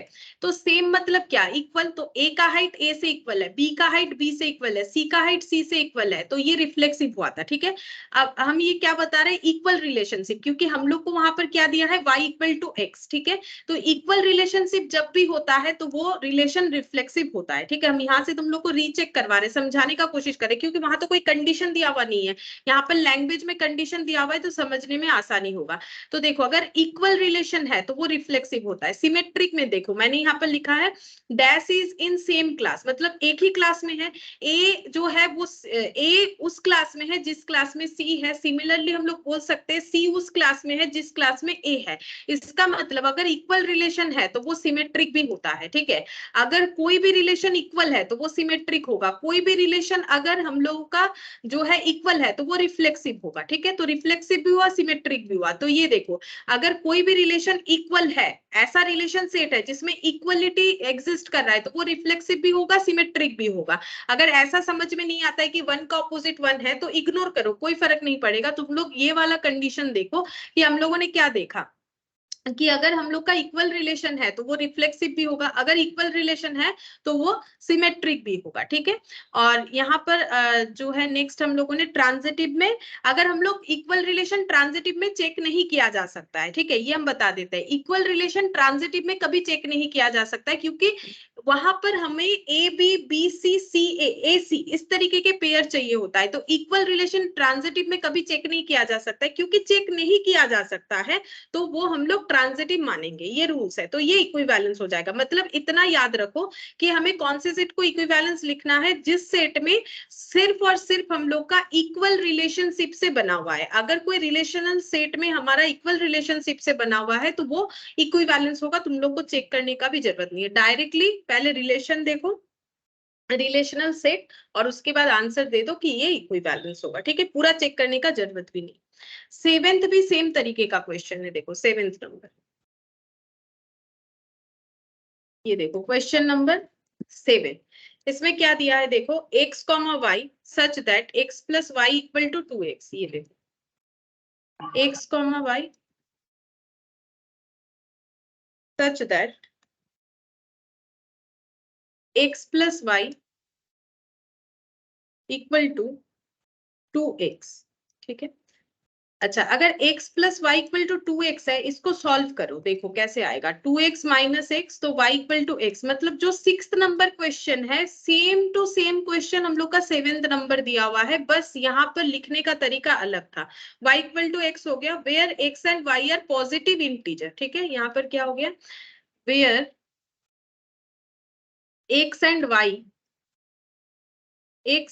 y आर पॉजिटिव इंटीजर, ठीक है, ये इंटीजर वैल्यू होगा, ठीक है।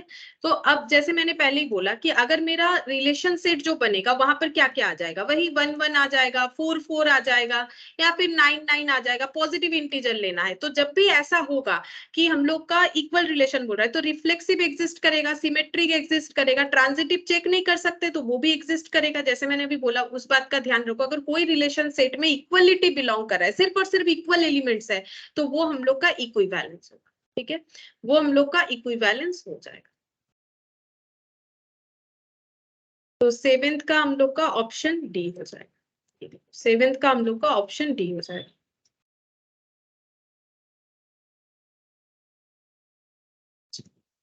और एक कर सकते हैं क्वेश्चन नंबर 8। यहाँ पर बोला है इज स्क्वायर ऑफ, ठीक है, is square of over an set of real numbers, ठीक है। तो यहाँ पर देखो is square of over set of real number is, ठीक है। रियल नंबर का सेट बनाना है, इज अ स्क्वायर ऑफ। तो यहाँ पर देखो लिखते हैं 1,1 1 इज स्क्वायर ऑफ 1, ठीक है। 2 इज स्क्वायर ऑफ 2, ये एग्जिस्ट नहीं करेगा। अच्छा, अब यहाँ पर एक चीज देखना है, एक एक्सेप्शन होगा।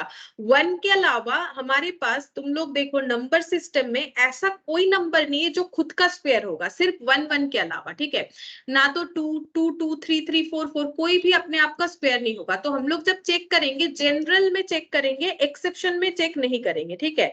तो एक ही ऐसा नंबर है 1 जो कि खुद का स्क्वायर है, तो उससे हम लोग चेक नहीं करेंगे। तो यहां पर लिखते हैं as a number is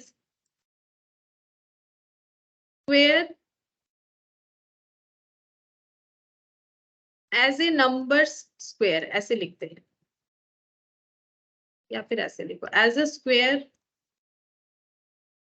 of a number is not equal to the number, so not reflexive. देखो ये रिफ्लेक्सिव कभी नहीं हो सकता है, क्योंकि 1 1 के अलावा 2 2 ले लो, 3 3 ले लो, 4 4 ले लो, 2.5 2.5 ले लो, 2/3 2/3 ले लो, कोई भी ऐसा नंबर नहीं है जो कि खुद का स्क्वायर होगा, सिर्फ 1 1 के अलावा। तो यहाँ पर लिख देते 1 1 जो है ये एक्सेप्शन है, ठीक है।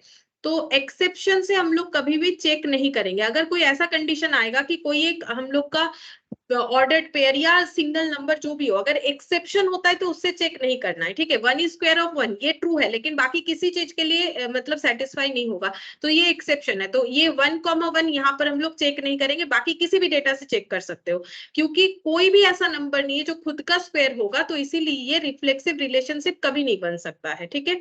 ये रिफ्लेक्सिव नहीं बनेगा, क्योंकि 1 1 के अलावा कुछ भी पेयर तुम लोग ऐसा नहीं लिख पाओगे जो खुद का जो है स्क्वायर होगा, लाइक 2 2 या फिर 2.5 2.5, ठीक है। अब ये हम क्या लिख रहे हैं, बोला है रियल नंबर, तो कोई भी रियल नंबर लिख सकते हैं, ठीक है। या फिर ऐसे देख लो 4/7 4/7, तो ये एक दूसरे का स्क्वायर कभी नहीं हो सकता है, तो ये नॉट रिफ्लेक्सिव होगा। सिर्फ और सिर्फ जो है 1 के लिए एग्जिस्ट करेगा, बट हम लोग उसको नहीं लेंगे क्योंकि वो एक्सेप्शन है। अब हम लोग सिमेट्रिक देखेंगे। 16 जो है स्क्वायर ऑफ 4 है, तो क्या 4 स्क्वायर ऑफ 16 होगा? कभी नहीं, ठीक है, ये पॉसिबल नहीं है। तो ये हम लोग लिखेंगे नॉट सिमेट्रिक, ठीक है, नॉट सिमेट्रिक। कोई भी नंबर के लिए ये सिमेट्रिक रिलेशन नहीं बनेगा, क्योंकि अगर 16 4 का स्क्वायर है तो 4 16 का स्क्वायर हो, ऐसा पॉसिबल नहीं। या फिर अगर 25 5 का स्क्वायर है, तो हम लोग ये थोड़ी ना बोल सकते 5 इज स्क्वायर ऑफ 25, ये नहीं बोल सकते। तो ये कभी भी सिमेट्रिक नहीं होगा।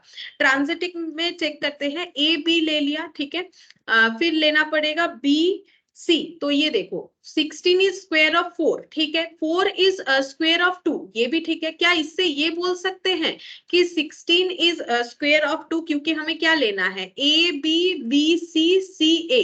तो ये तो नहीं बन रहा है, क्योंकि 16 2 का स्क्वायर नहीं है, तो ये हो जाएगा नॉट ट्रांजिटिव। ये तीनों में से कुछ भी नहीं हो रहा है, ठीक है। तो इसका आंसर हम लोग का हो जाएगा नन ऑफ दिस, ना तो रिफ्लेक्सिव है, ना तो सिमेट्रिक है, ना तो ट्रांजिटिव है। तो ये हम लोग का हो जाएगा डी, नन ऑफ दिस, ठीक है। कोई भी आंसर इसमें से नहीं होगा, ठीक है। तो ये मैंने देखो 8 क्वेश्चन यहाँ से करवाया, अभी भी बाकी है थोड़ा सा इसमें हमारा पॉइंट, बाकी क्वेश्चन भी बाकी है, कुछ पॉइंट्स भी बाकी है, वो बताएंगे। इसमें मुझे लगता है 7th नंबर के अलावा बाकी कोई भी क्वेश्चन में तुम लोग को प्रॉब्लम नहीं होना चाहिए। ऐसा और भी क्वेश्चन आएगा तो हम और भी डिटेल्स में देखते हैं, बता देंगे कि ये चेक नहीं करने वाला बात क्या है, ठीक है। आई होप कि ये तुम लोग को समझ में आया है। क्यों इक्वल होने से, कोई भी रिलेशन अगर इक्वल हुआ तो वो सिमेट्रिक होगा, क्योंकि यहाँ नंबर है, तो तुम लोग को ऐसे लग रहा है जैसे अगर a ए का हाइट ए का हाइट बी से बराबर है तो हम लोग ऑपोजिटली बोल सकते हैं कि बी का हाइट ए से बराबर है। अब 1 1 लिखने से फिर से 1 1 तो नहीं लिख सकते हैं, इसीलिए यहाँ पर ये नहीं दिख रहा है, लेकिन है ये सिमेट्रिक। तो अगर ये इस तरीके से नहीं समझ में आ रहा है तो ऐसे समझो, अगर कोई इक्वल रिलेशन है तो वो रिफ्लेक्सिव सिमेट्रिक तो होगा यहाँ का एग्जाम्पल देख के। और ट्रांजिटिव क्योंकि चेक नहीं कर पा रहे हैं तो वो ट्रांजिटिव माना जाएगा। उस बात पे और भी नेक्स्ट दिन डिटेल्स में बता देंगे, ठीक है। तो थोड़ा सा मतलब चैप्टर थोड़ा अलग है तो इस पे थोड़ा सा प्रैक्टिस करो। आज हम लोग इतना ही करते हैं।